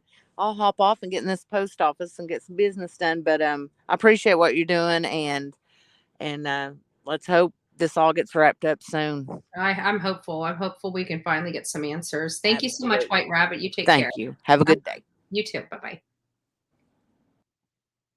So there's another person. We did hear quite a bit. This was uh, this is insane. I mean, Jose did paint us a picture, and however we think. I mean, I don't believe he told us his side of the story. So I do believe the majority of everything he says. I do, even stuff that I didn't agree, necessarily agree with. I did. You know, Sorry, I'm getting distracted, but I didn't believe everything that he said, predominantly because it seemed like to me he was intentionally throwing Don under the bus instead of having Candace. Candace has a hand in this. She's responsible for some of this stuff too, and he just didn't. He always wanted to blame Don, like even the cooking, like. She's got nothing to do all day long. Why can't she have food for her kids? Why, she has Grandis drive her all over town. Then why can't she stop and get food for her kids? So, and the condition of the home. I mean, the child reaching in for dog food, 2 scoops of food, 21 dogs got to eat every single day. That was it. Once a day. The children are being neglected. The animals were being neglected. That was probably why the animals were so vicious, is the lack of food. Because they do get vicious. I'm surprised they didn't start eating each other.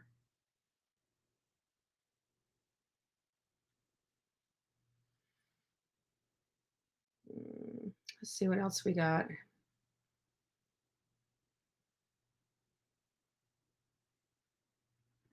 Yeah, they have.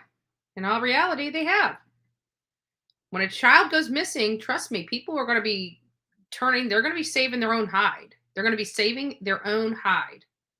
And we're watching it starting to play out. We're going to be watching this dam break down. We're going to be watching all of this stuff. That's what it sounds like. I have to agree with that. That's what it does sound like. It sounds like there was nothing there for these people to cook with, and it's sad. How do you raise children without having, like on the back of mac and cheese box, it gives you step by step instructions on how to cook the food. So it makes me wonder, like, how can there not be anything for even microwave instructions? It has microwave instructions on the back of mac and cheese. So it makes me wonder, what in the world's going on here? How can you not make a simple box of mac and cheese, or, spaghetti and meatballs, or something a little more nutritious? Not that everything I'm saying is nutritious. I mean, it's filled with carbs and sugars. I mean, it's pasta, breaks down to sugar, but for kids, they burn it off a lot easier. But how can you not know how to make some simple food? Not frozen pizzas. Frozen pizzas, those things are filled with preserve. Anyways, I'm not going to get into it, but we all now realize how horrible the environment was for those children. Not just lack of food and bugs, but no walls, no privacy. You could see anybody and everybody's junk that walked through that house. It was not a savory environment for children. It was not a healthy or safe environment for children. Those children, in their short time on this earth, lived in despicable, deplorable condition. And I hope that cycle is broken. I hope that the cycle is finally broke.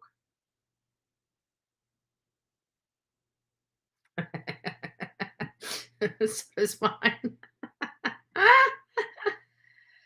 Oh.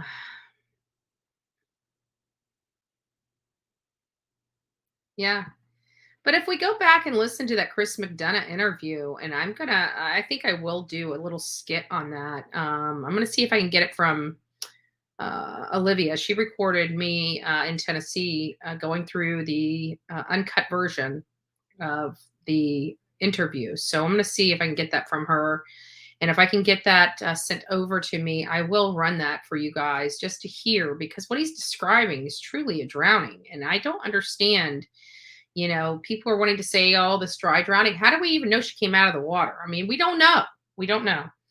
I could just tell you her cuticles are purple that day. Her mother's talking about if her arms above her head. It sounded like her mom knew she was in medical need. And so I don't get it. I don't get it, and I don't know. So we just have to keep watching and waiting. Neglect. There's so many different things.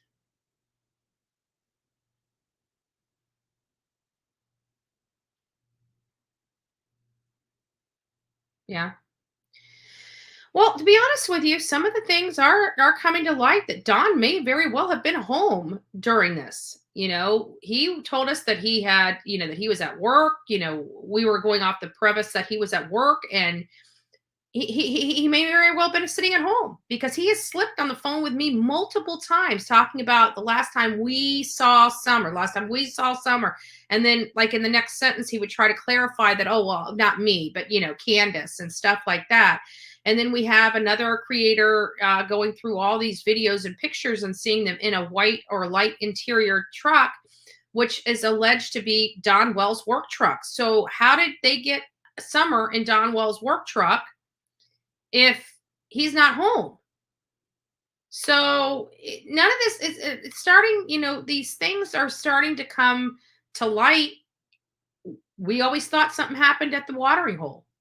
Could she have made it home? Could she have made her dad angry enough that he whipped her or threw her or slung her? But it sounded like that she didn't get outside of one time from her daddy, she didn't get punished very often by Don. So, that means it would have been Candace. Somebody asked, Jose, do you think that Candace was jealous of Summer? And I was shocked to find out what his answer was.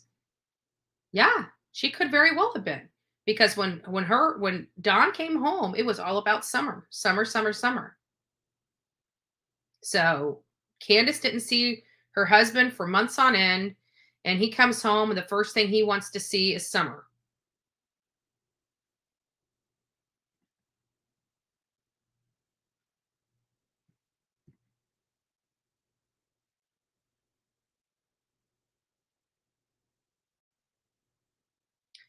Yeah, I did catch that.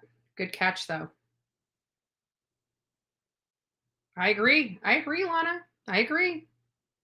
I really do.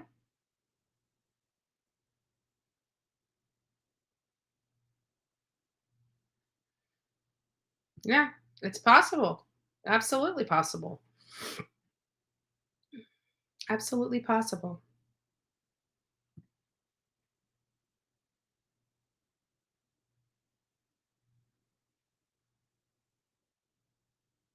Yeah. I think she met him through, I think he was playing, he was playing around with Allie, to get a place to stay. And then he met Candace and she had more room for him. And it's possible that, again, the girls are fighting and ruin their relationship over this guy. So there's something more there that he's not telling us, that he is doesn't want to discuss or flat out lie, because he said he's never slept with Candace. I don't believe that. I don't believe that. I don't believe that Candace would lose her friendship over a man that she's not engaging in some kind of activity with. I mean, I wouldn't lose a friendship over a guy. Oops. Hate when that happens. I threw the wrong pot in the garbage. All right. But I wouldn't lose a friend over that. I wouldn't lose. I don't think any man's worth a friendship. I really don't. But when you're lonely, who knows? Who knows? I didn't catch that. That's a very interesting catch, Tanya. Very interesting catch.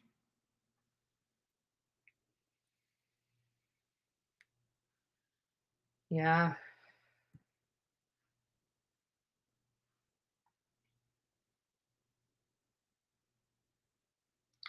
Yeah, and I believe some more went on in that house. I really do believe more than not something more was going on in the house. The house that was described, even though he was distancing himself from it, appeared to me to be that of, oh, let's put more water in there. It appeared to be that of again a trap house, a flop house.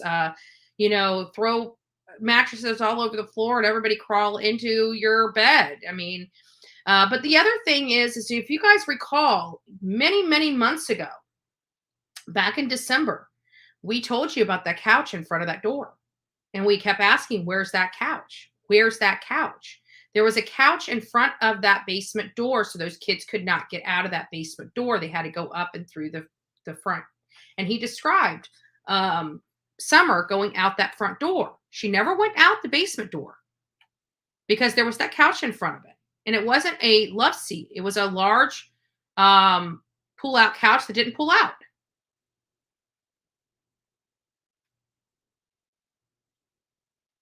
Yeah. Too young. Years. And not only that, that was his mom's house. So he was there before. I think the youngest, let's see here, before he moved away, here he is, that young guy. He was young right there. And this was back in 2001. That arrest was 2001, a 2001 arrest. So he lived in that house with his mother, and I believe he left and went somewhere else. I know that the story is that Candace got into the carnival. He met her in the carnival. They lived in an Arkansas area. This is a crazy story.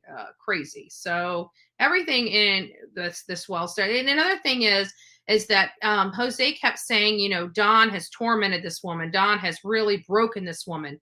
Isn't that the same excuse she gave with Andrew, her previous husband, as to why she doesn't have her children from that relationship, how they were taken away from her? Guys, she used a shotgun, and pointed it at the social workers. And she had to go stay in a mental hospital because of that.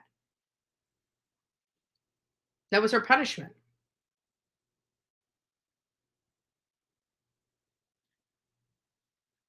Yeah. Absolutely. We should be filing complaints. Maybe that's what we need to do is find out how to file complaints for law enforcement not doing their job. I'm all about proper, push, pressure campaigns, email campaigns, mail campaigns, protesting, all the things that we can do lawfully. But something needs to be done. And that was, the biggest thing for me is that's why we went down there. It's why we protested in front of the TBI evidence building, is because, they have the evidence. They have the evidence of what has transpired in that household, unrelated to Summer's disappearance, and still have sat on their hands and done nothing. But I do believe, as far as the arrest, now, don't get me wrong. I know that they're working around the clock looking for this baby. I know that they keep going right back to the wells. I know that they have their opinions. They're formulating their opinions, and they know the players in this, and they're just preparing the case because there was a few things people have forgotten about.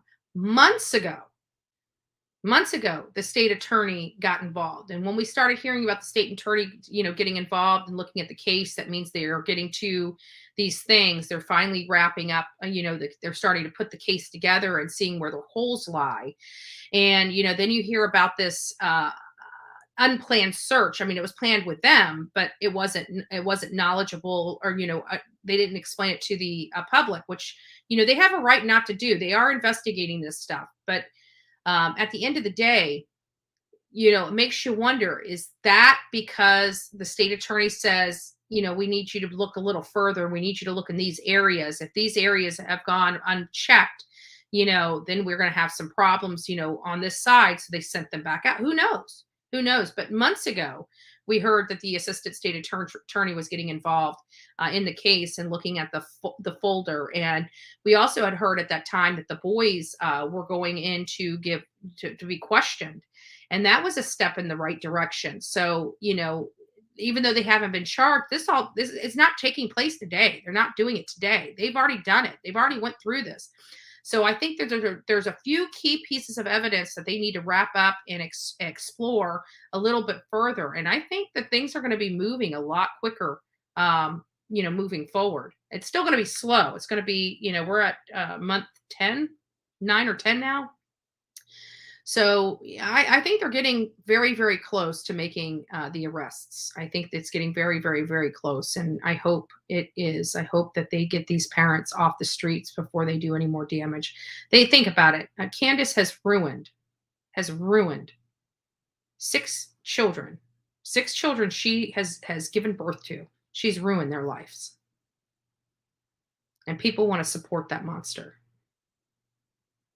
That's what's so upsetting to me.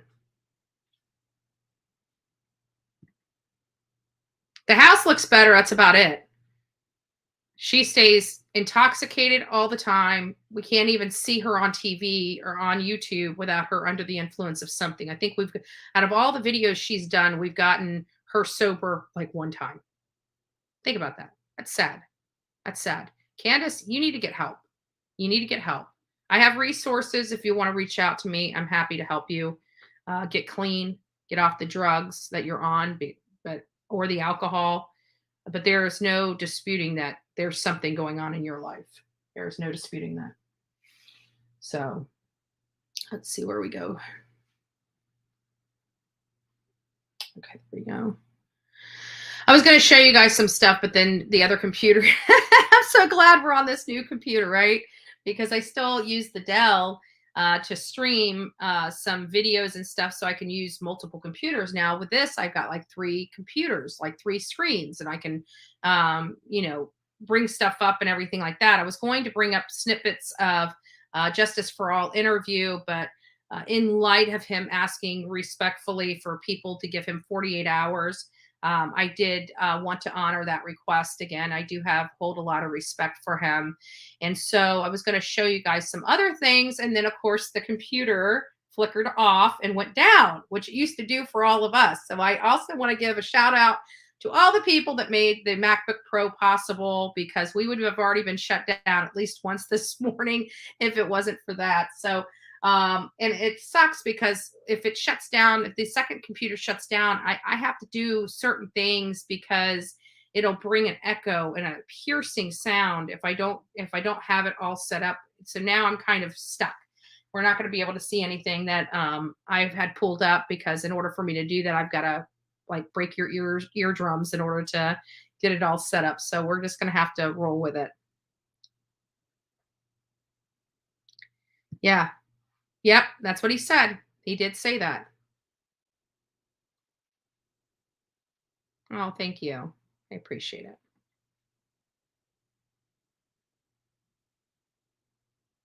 Yeah, absolutely.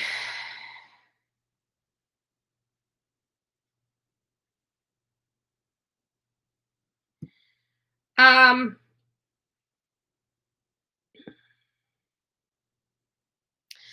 um, so I don't know about the other cases that were potentially open for the wells, but I can tell you that when young children start touching each other, it's a telltale sign that something unsavory is they're being exposed to. And so if this was happening, then, you know, CPC was DCS, Department of Children's Services in Tennessee, would have known that these are telltale signs of something going on inside that home. And then, of course, we hear Jose's story talking about an essay that happened inside that home with young kids. And the younger children were able to watch everything through almost like a peephole in the wall. And it did not sound good. It did not sound savory, and definitely not something that young children should be watching or witnessing. Again, we've heard about a lot of grooming techniques being used on young children in and around this house. It makes me wonder what Candace and Don were really involved in. It's not good. Yeah, I agree with you. I agree with you, Thug. Absolutely.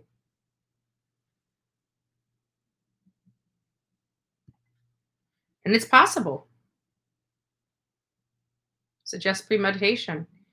There are some things that are coming to light now, that are, when I first went out there, I thought it was truly that they hurt that child. And, then after doing some stuff, it appeared to be an accident. But now now that there's a breakdown and you're starting to hear some things, it makes me wonder again, what is going on? But the players don't change, only the scenario.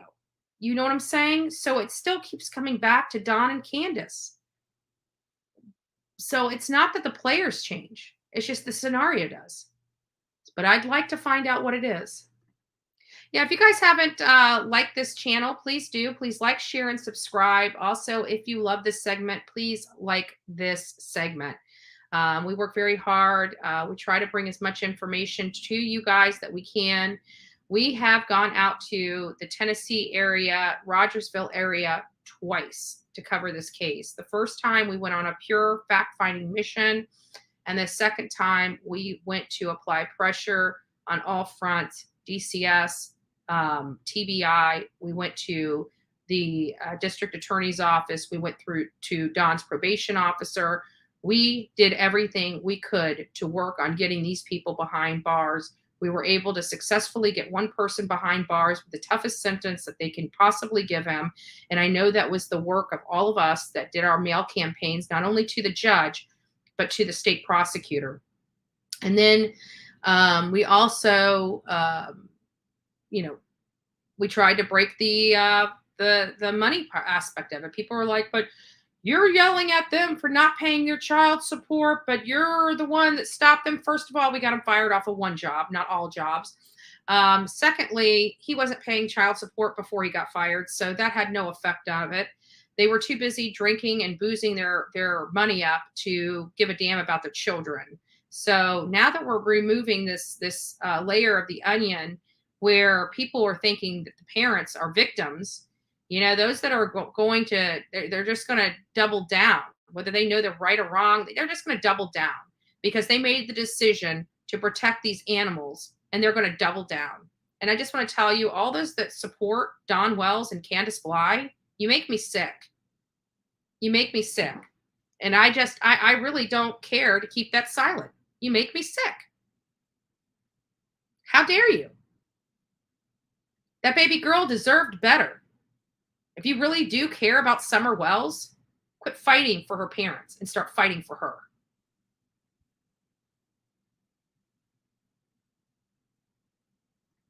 Yeah. She'd been making her rounds. Remember that. She'd been making her rounds. Yeah.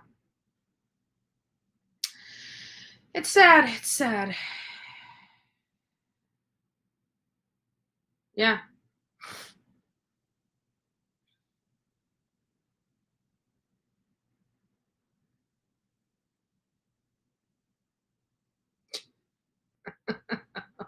God. 2,000 calories. So as long as they eat candy, that makes 2,000 calories. And I'm sure, and a lot of people read stuff, but don't understand what precedence means, don't understand what case law means. So just because you read this doesn't mean that that's what the standard is. That means you're not reading the case law. What came up with the prescribed medication? What is that defined as? What is a mattress defined as?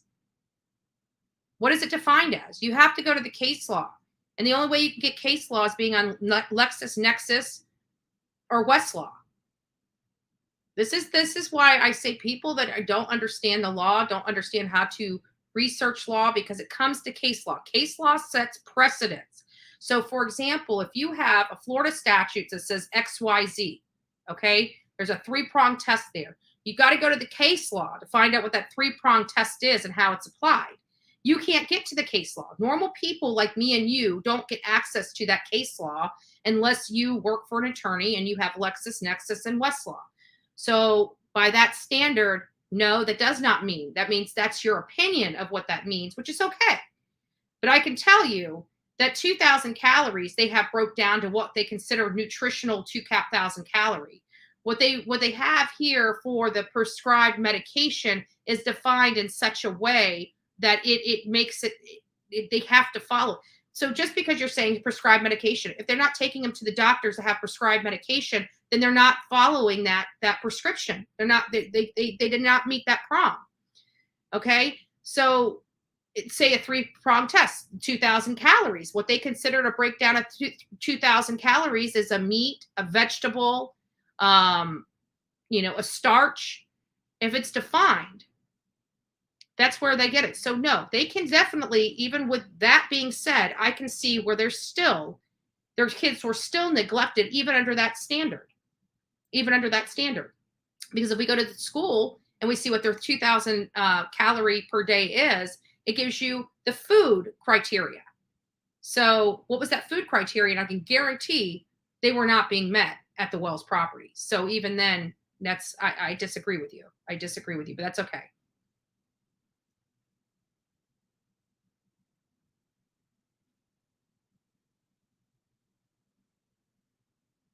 Yeah. I agree, dear. I agree.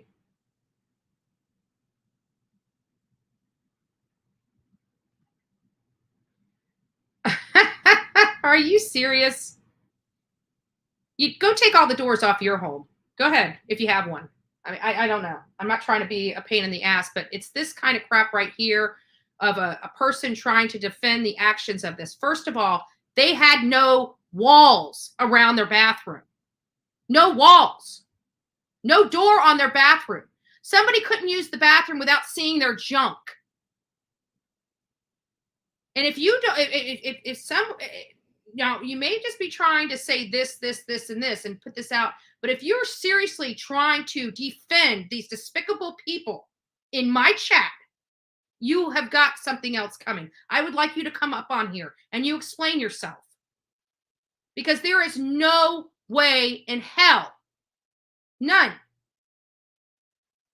that these children were not neglected.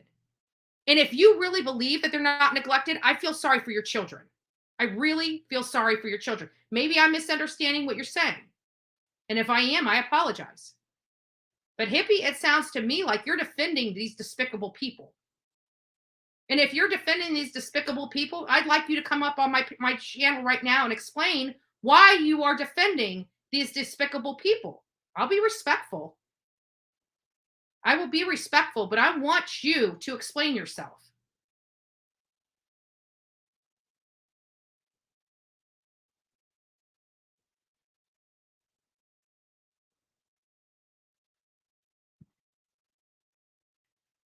Send us the links. What court? What court? I'm curious. I'd like you to come up here and explain this to me. And I want you to bring evidence with you. I want you to bring links to these court cases. I want you to bring links to these paperwork that you're reviewing, because I'm telling you, I've reviewed a lot of paperwork and none of this crap is in this. So where are you getting this?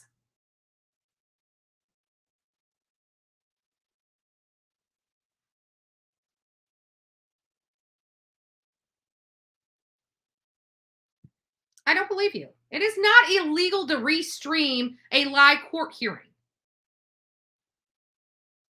It's illegal to restream. If it was out there, it's not illegal to restream. That's common sense. Am I the only one? I need to take a chill pill. I need to take a chill pill.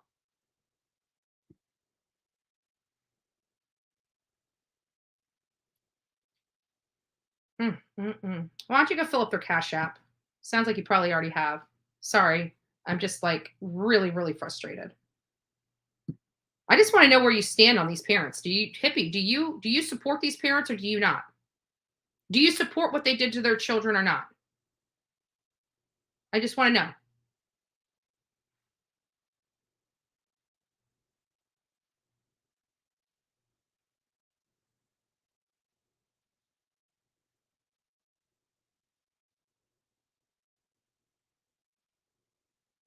I'm confused. Are you on the side of the parents or not? I just want to know that. Because I mean, I want opposition. If somebody is opposing my viewpoints, I'd like to bring them up and have them explain.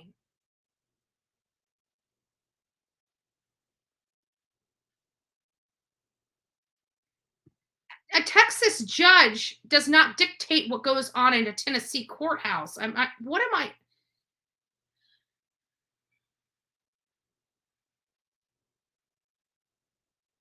I guess if you search the internet enough, you'll find what you're looking for. You'll find the answer that you want. Yes, I do. Sharon, yes, I do. I do believe there's a possibility of that. Yes, absolutely, hands down.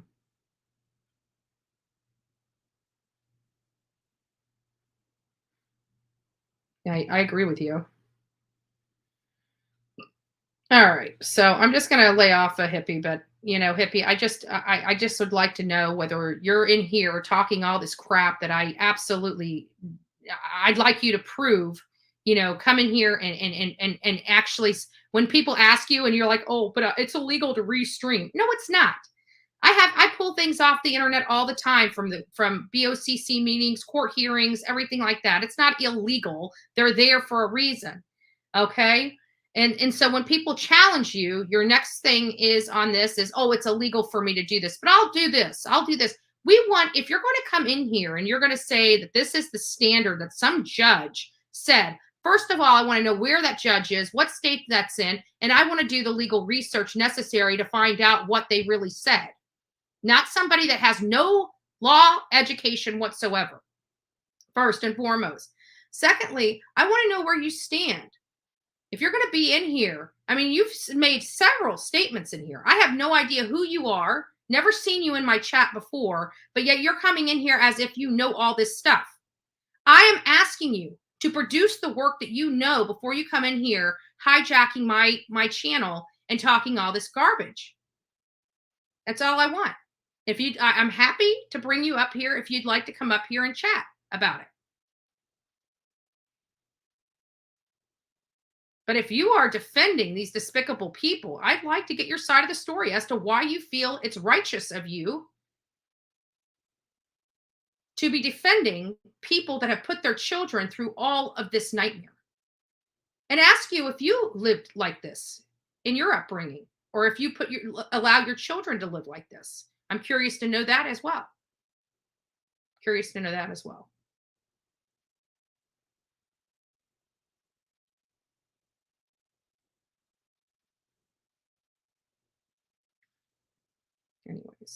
Anyways, have a good day.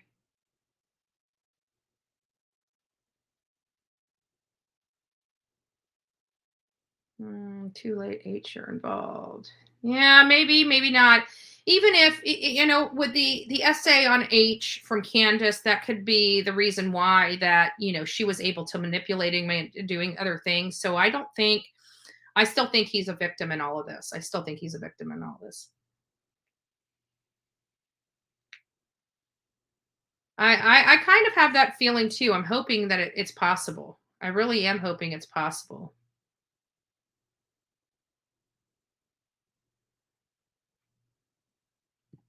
All right, you go take care. We'll chat soon.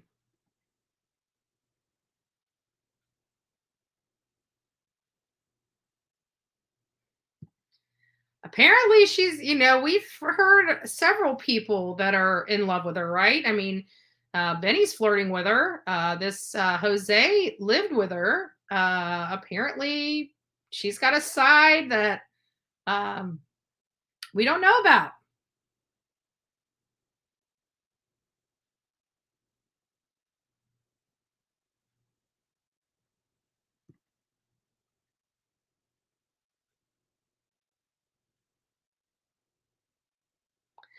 We brought that up to her. I asked her point blank. I've got her reaction on tape, as a matter of fact, and it was pretty sad. She was like, "No, no, no, no, no, no, no, no, no." Like she just went, "No, no," and left and walked in the house. And I made her friend go in there and get her and bring her out. And I prefaced it and I said, "Look, I've got to ask this." I said, "I know it's going to upset you a little bit, but I want to ask." And as soon as she was in, her mother and her granddaughter didn't think, our great grandmother didn't even think twice before they said, "We think that she has done something to Hunter," without a step at all.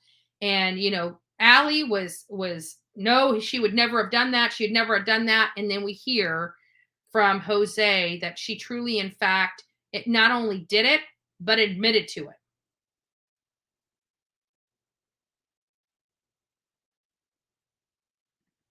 Yeah, it's true. It is true.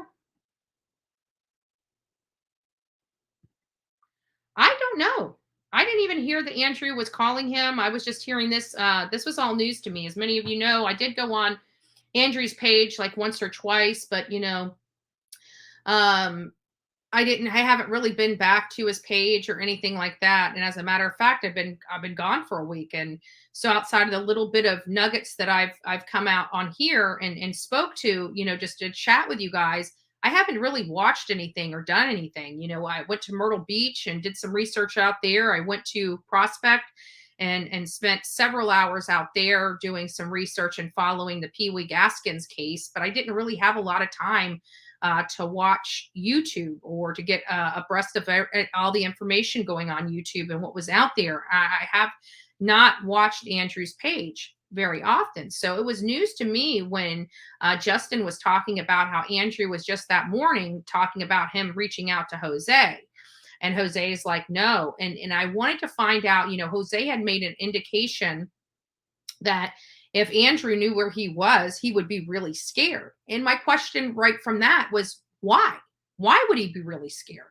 What I don't understand what is going on. Did they have a beef as well? And if so, why is Jose having all these beef with the significant others or past significant others of these women that he has been hanging around?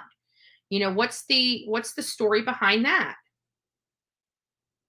Yes, the couches are very, very, very heavy.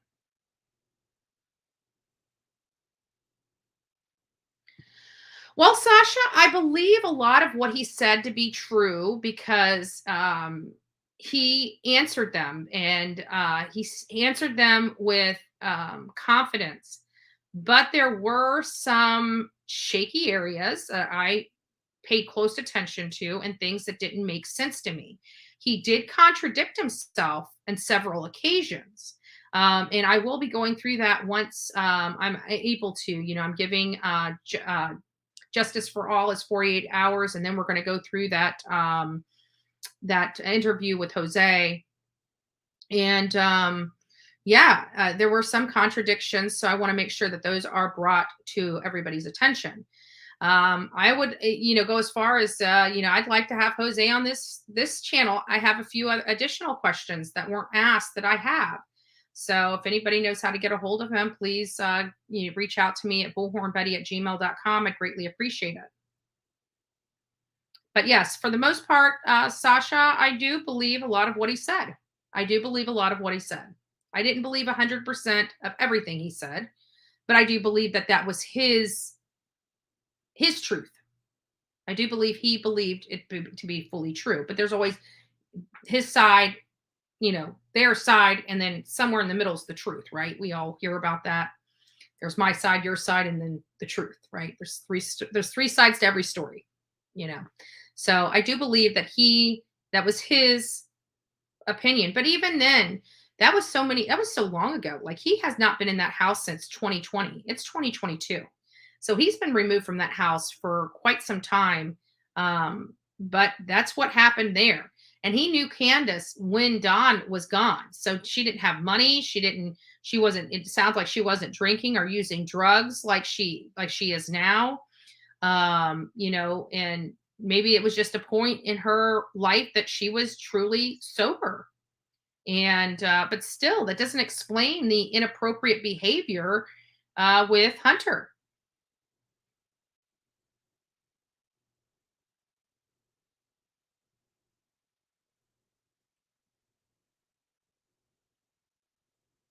Let's see, 9 months today. Yeah. Shame. 7 children. She's ruined 7 children's lives. 7 children's lives. If anybody has any information on Summer Moon Utah Wells, she's a 6-year-old, now 6-year-old. She went missing when she was 5 years old. She was 4 foot tall and 40 pounds at the time that she went missing, with blonde hair and blue eyes. Unfortunately, I don't think she's going to be found. I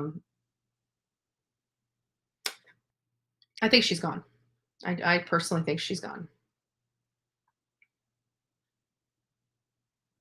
It's possible. It's possible.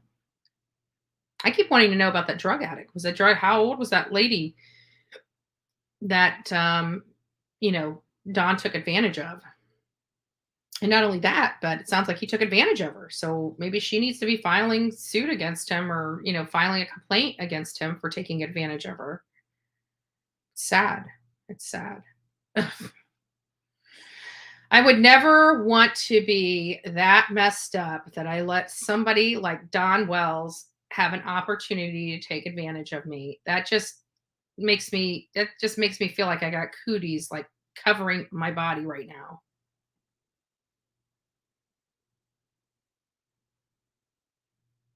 Yes, I agree 100%. That I mimic that statement wholeheartedly. Yes, he did talk to the authorities. He said he spoke to the FBI.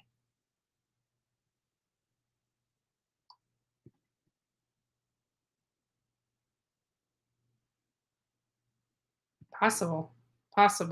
But it doesn't seem like he had, honestly, it doesn't seem like he had any current information, because he had been removed from that home, well over a year before she went missing. So, well, I guess it would be about 8 months. What's the timing on that? So she went missing in 2021, June 15th, 2021. He left. Don got arrested on, let's do the math here.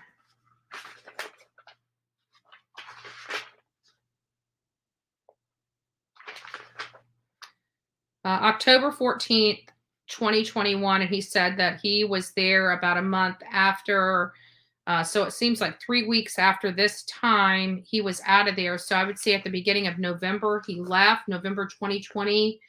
And she went, so what was that? That was about between 7 and 8 months that he was gone prior to her disappearing. So maybe he did know a place that they like to go or hide or something. I don't know. She said that he said whenever they played hide and seek on the property, her favorite place was to hide in a refrigerator, which freaks me out.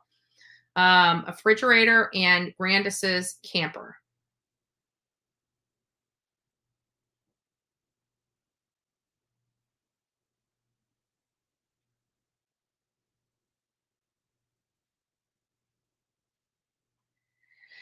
Let's see what it says. Justin said there are things Jose told him that he can't say.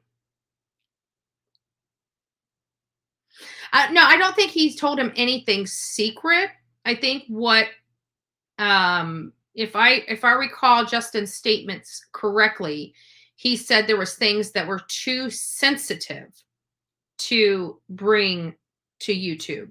So I don't think he was keeping them a secret in the least. I think Justin was erring on the side of caution as to what would be appropriate to bring to light. So it sounds like there were some pretty bad things that happened that Jose told him that he thought was too sensitive. I mean, well beyond trigger and, PG or, warnings, like so there's just some things that you can say that is well beyond something that could trigger somebody. And so I get what he was doing. He may do that on another show. This was a breaking, interview with Jose. I don't think he wanted to tank his interview with him because, he is a monetized channel. So there are certain things that you can discuss. If you say one wrong thing on a monetized channel, it could prevent you from monetizing the entire interview or the entire segment. So you got to be careful about what you say and how you say it. He may decide to explain it on another podcast that doesn't really mean as much to him. It's not going to be, but this podcast was epic. So, I mean, it already hit 35,000 views in a matter of 16 hours. It was a great interview, and I wouldn't want anything to have derailed that interview, and especially him working as hard. He deserved every penny that he got. So I get why he may have kept things, whether people realize that or not. And, some people don't care about that and think that, we're all about money and things like that. And we can't change that perspective. But what I can say is that people that are on here that are doing this true crime community thing work very hard at what they do, and they work very hard. And 90% of them are 100% viewer sponsored channels. So, they got to be careful about their bottom line and what affects their bottom line. And just like I have to be cognizant of the very same thing. So, whether people like that answer or not, it's the truth.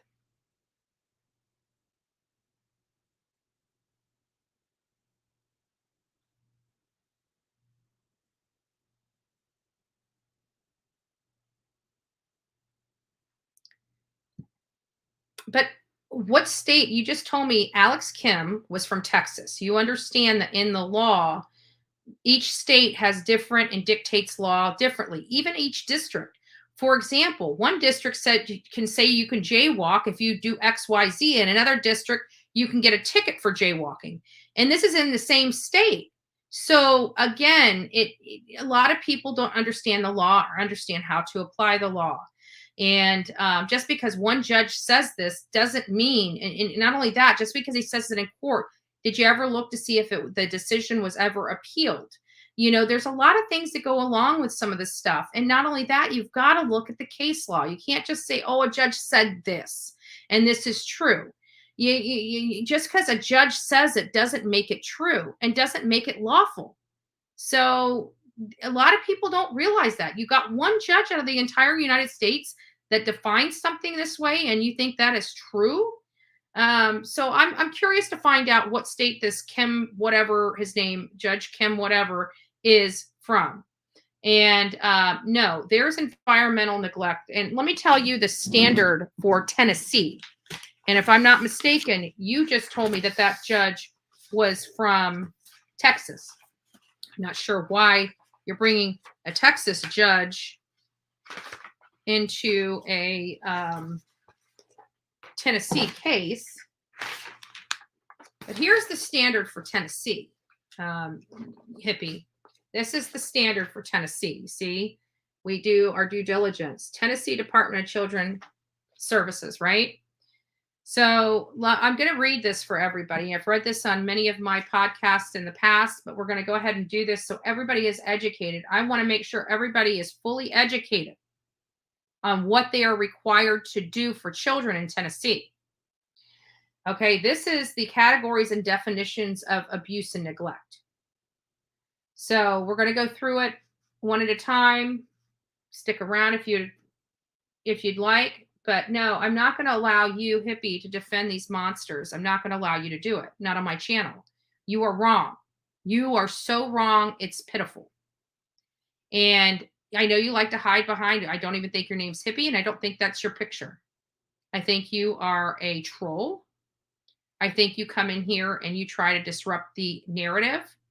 I think that you have no earthly idea what you are talking about. And it's quite appalling to me. It's quite appalling to me. These people are monsters. They are missing a child. If you want to go and support them, you may do so. That's your right to do so. I personally condemn that kind of conduct. I think they're monsters, and people need to quit treating them like the victim. But it's ignorant people, ignorant, stupid, idiotic people that will continue to help the criminals. Physical abuse. Okay. Just so you know, I come with evidence. I don't come with my mouth. I don't say things on people's chat boxes without bringing, what is this? Facts. Documentation of where the information came from. And guess what? This is from Tennessee, not Texas. Non-accidental physical injury or trauma that could cause injury inflicted by a parent, legal custodian, relative, or any other person who is responsible for the care, supervision, or treatment of a child. Physical abuse includes, but is not limited to, a parent or legal custodian caretaker's failure to protect the child from another person's who perpetrate physical abuse on a child. That means Candace, when her husband is beating on her kids, her not intervening, she is committing child abuse herself. Injuries, marks, and or bruises that go beyond temporary redness or in excess of an age-appropriate corporal punishment, i.e. a bruise, broken bone, cut, or burn. Those go well beyond appropriate corporal punishment. C, violent behavior by the parent or legal custodian caretaker that demonstrates a disregard for the presence of a child who could reasonably result in serious injury. Striking, hitting, kicking, punching, slapping a child in such a way that would result in internal injury.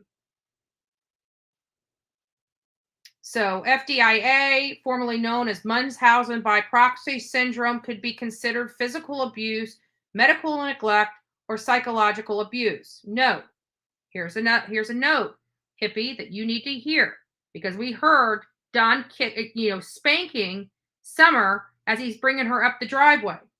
Physical abuse should not be confused with developmental appropriate discipline related marks and bruises on the buttocks or legs of a child, what?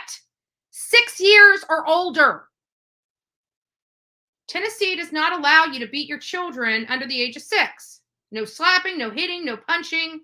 Stick them in the corner, stick them on the timeout seat. Those are appropriate behavioral discipline mechanisms that you can use on a child 6 years or younger. Now that we're past that, how did this get all screwed up? Let me get this in order. There we go. Drug exposure. Okay. Now we know darn well that there was drug and alcohol exposure inside this home. Not only has Dawn acknowledged it, not only has Candace acknowledged it, you can see it on every single one of her lives, but we have Hunter acknowledging it and Jose acknowledging it, as well as Allie acknowledging it. So what does this mean? It means that this has been corroborated. This has been corroborated. This allegation pertains to a person under the age of 18 who has been exposed to or experiences withdrawals from the use, sale, or manufacturing of drugs or chemical substance, including but not limited to alcohol as a diagnosis for fetal alcohol syndrome, cannabis, hallucinogens, stimulants, sedatives, narcotics, methamphetamines, heroin, and inhalants. This could adversely affect a child's physical, mental, emotional, or emotional function as a result of the actions or behavior of the caregiver. Has a parent or caregiver that uses drugs or chemical substance that impacts their ability to adequately care for their child. Has a parent caregiver that has current addiction issues that could adversely affect the child's physical, mental, or emotional function. So hippie, all these things are happening. You're bringing up one small little statement, 2,000 calories. And seriously, why are you here? This is not the channel for you, honey. Not the channel for you. Because what you're doing is spreading misinformation. These parents were monsters. And if you agree with how they treated their children and you are perpetrating that on your own children, you should be in jail yourself. So my question to you, since I know you have children, we've stated it in here. Do you treat your children like this? And if you don't, why? Probably because it's wrong. But I'm sorry. If you're just simply saying your truth or your belief, I can tell you, you are wrong. We don't go to Tennessee or we don't go to a Texas judge to find out Tennessee law. You understand? It's stupid. And anybody that has common sense knows that. You told me this guy's from Texas, this judge. We're talking about a Tennessee case. And I can tell you, Texas is tougher on this kind of stuff than Tennessee is. So I don't care what that judge says. It's the way it's applied. And people get whatever they want to get out of a statement. But I can tell you, if these parents in this living condition was in Texas, these parents would already be in jail. That's what I can tell you.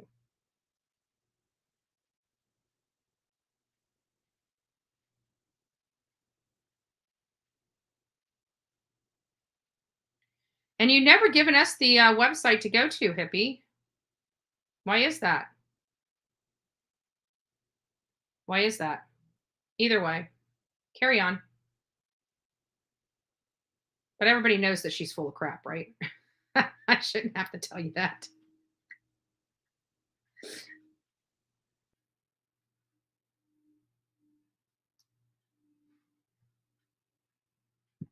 Mm-hmm.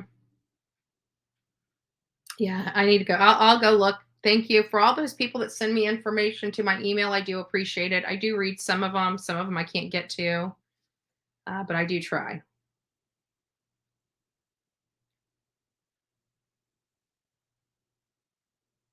I know, it's sad.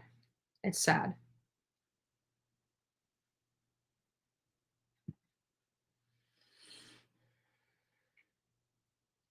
They have a lot of vehicles on there, and we've seen not only Dawn driving it, we've also seen a couple videos with Candace, but I don't know where that truck is. I can tell you when I personally was previewing that property from down the road, I want to make sure that people understand Bullhorn Betty has never trespassed on anybody's property. I can tell you JLR was never trespassed on anybody's property. Olivia never trespassed on anybody's property. We stayed at the road. We always stay at the road. So we stay in our lane when it comes to that. We don't trespass. Now, did we see this red truck? I didn't see the red truck on that hill. When we were there in December and when we were there in January, I did not see the red truck. Just saying. Didn't see it.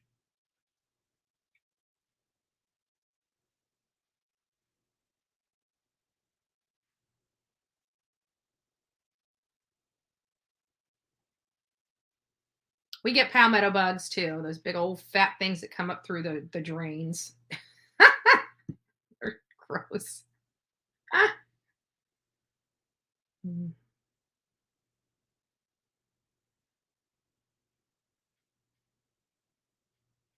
Let's see what this says.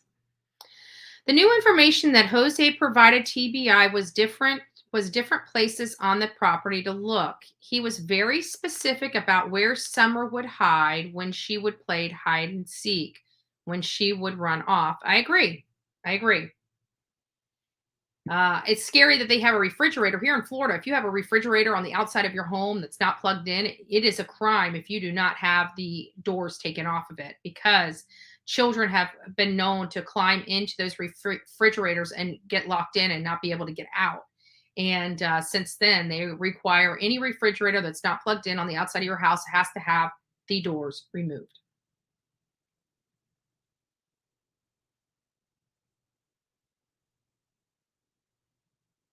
Yeah, I agree, Emma. I agree.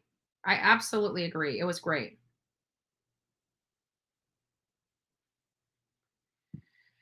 If there's a shed down there in the woods, that is interesting, but I don't think it was the big shed that we were talking about that's on the road to Beach Creek Road. Like, we looked at it and there's only one way to get to the Beach Creek Road shed, that big shed. It looks like almost like a house. And you have to go out, down Ben Hill onto Beach Creek and then up the drive path to that shed. I don't think that's the same one he's talking about. I could be wrong. I would like to find out, the answer to that. I could be wrong. Like I said, I don't know. But I could tell you from where I stood looking at the property, which we were out there quite a bit, previewing the property, and it doesn't look like there was any way to get to that one shed that we saw Marissa walk up to from the property. You have to go out and around to get to it.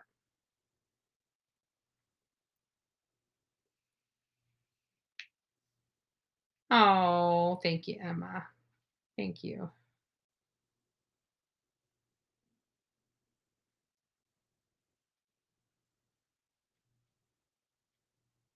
Yeah, I'm giving him. Yeah, we haven't ran anything. Yeah, that's what I thought she said. Texas. I don't understand why somebody is bringing a Texas law into Tennessee. Like, people, seriously, if you don't understand how the law works, just stay out of it, because Tennessee law does not dictate what goes on in Texas and vice versa. Just like Florida law has no bearing in Texas. Even from district to district, their interpretation of the law may change. And just because it's okay in one district doesn't make it okay in another district. People don't realize that, even in the same state. Like, seriously, if you're going to discuss the law, understand what you're saying before you do. And there we have it. Thank you, Zizi, for giving us that information.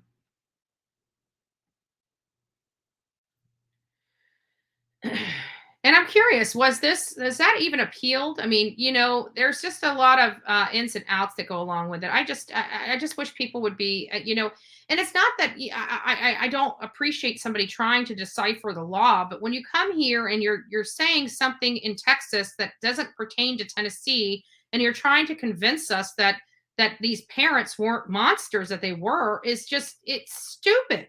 These people are disgusting people. When a kid can't even go to the dog food and get 2 scoops of food out without having roaches crawling up their arm.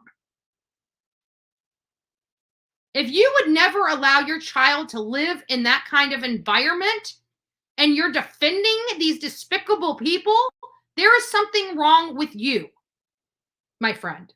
You. We should be condemning this kind of conduct as human beings. No child should ever have to live in that kind of environment. I don't give a damn what any judge says. That is neglect. That is not keeping your child safe.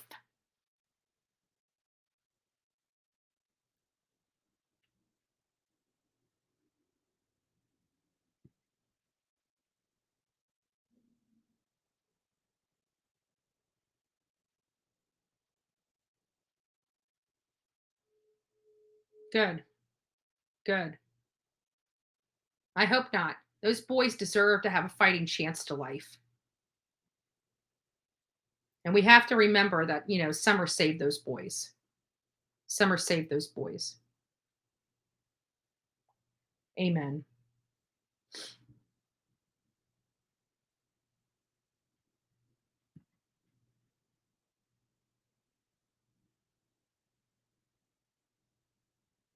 Sick. Something wrong with that woman. I can't wait until she's arrested. I'm telling you guys, when those cuffs are on, I'm going to be there.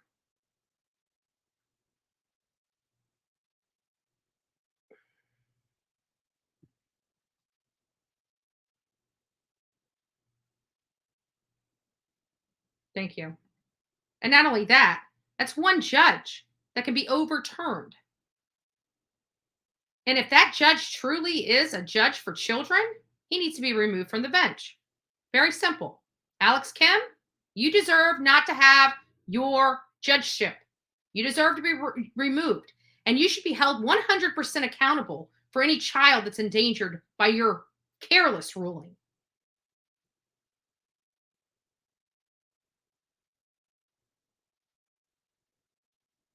I don't either. It's sick because these people are twisted and demented. That's what's wrong with them.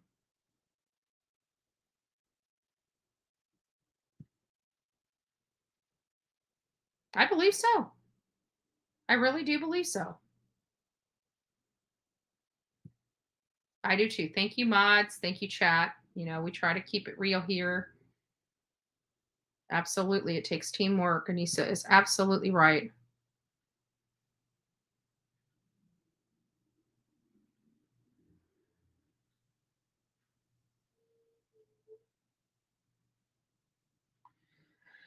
Okay. I beat the crap out of that fridge. That's a little scary. Good morning. Good morning. Hey, Robin. How you doing, girl? Oh, God. I could care less at this point. It's all drama based, Ernie. That I just can't do it. I can't do it. I don't want to get involved in it. People can believe what they want, do what they want, but sometimes people have to open their eyes themselves and see what is really truly going on, being played by the drama community.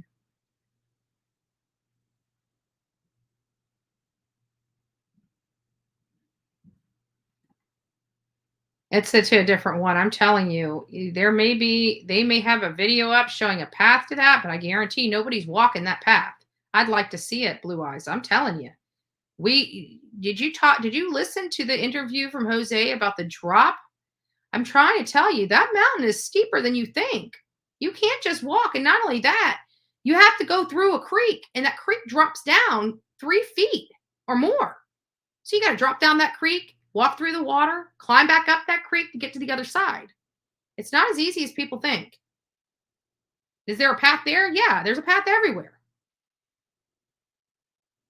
The probability of somebody taking that path is 0. Just saying.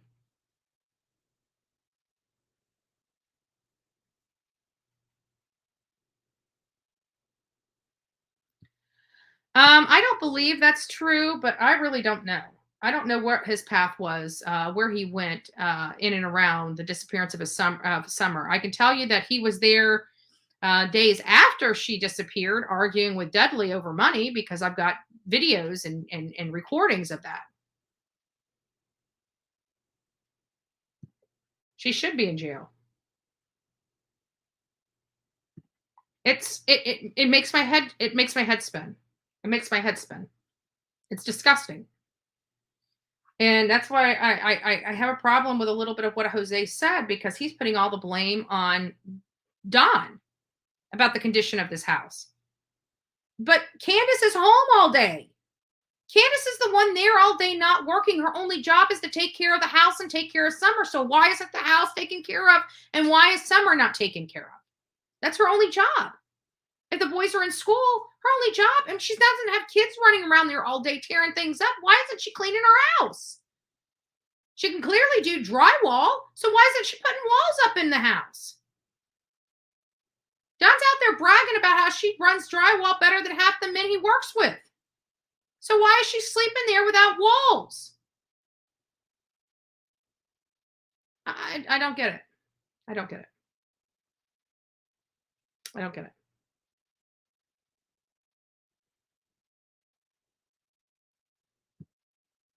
I believe it. I believe it. It's disgusting. What those kids had to live through is disgusting.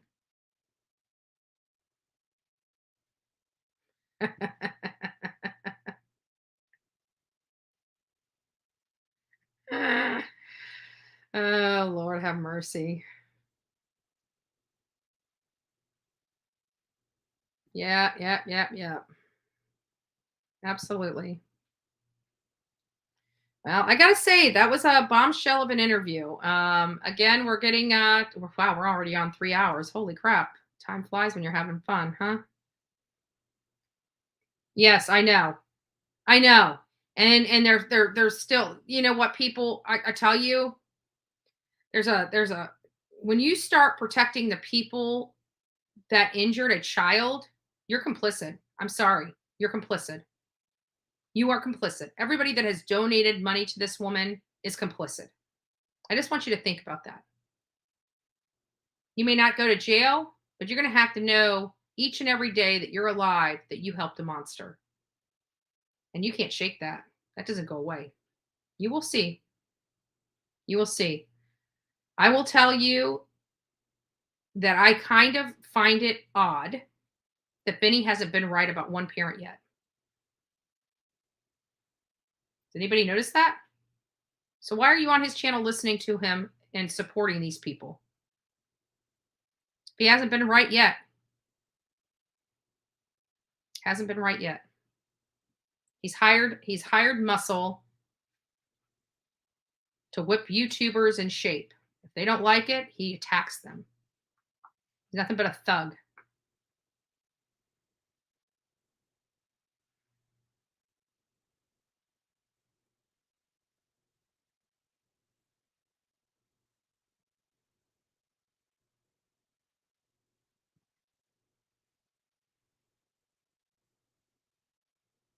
Yes, I do too. I do too.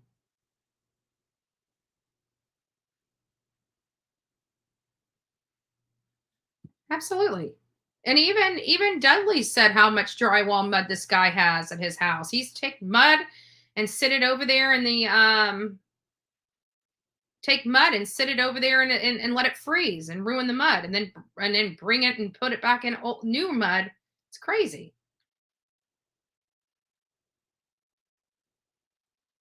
I get it, Blue Eyes. I get it. I understand. I'm just, appalled that people are still funding this woman. Like, how do you do that? How much more information does law enforcement need to signal to people before they wake up and pull their head out of the sand?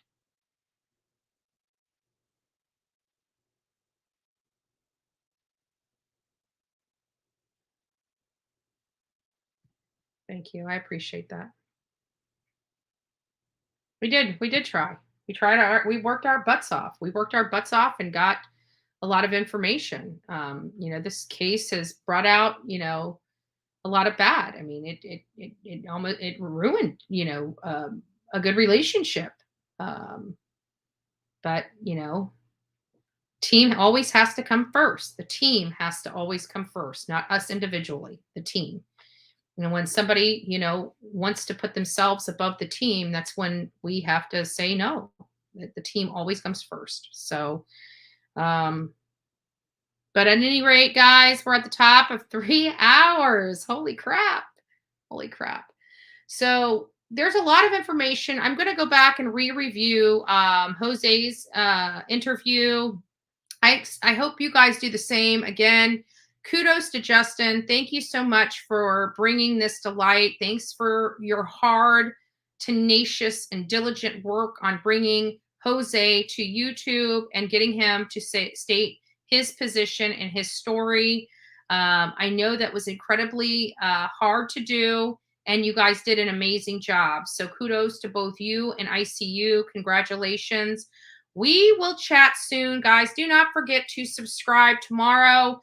We will be here for Coffee Club. I still have some videos that I want to show you of our serial killer segment that we are doing. We are covering, obviously covered Todd Colehap.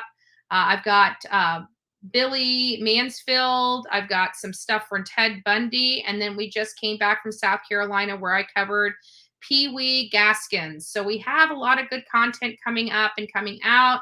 So we will be continuing to follow the open cases, following the West Boy case, following, Summer Wells. We also are still following Kylan Schulte and Crystal Turner. We're hoping some stuff is breaking really soon.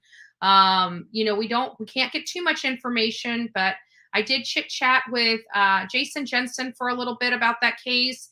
And hopefully we'll be bringing him back on in the near future. So with all that, guys, I hope you guys have a wonderful day. God bless each and every one of you. Go make it a great Tuesday, guys. Go make it a great Tuesday. I would like to hear. Yep. So God bless each and every one of you. We'll see you tomorrow morning. Same time, same place.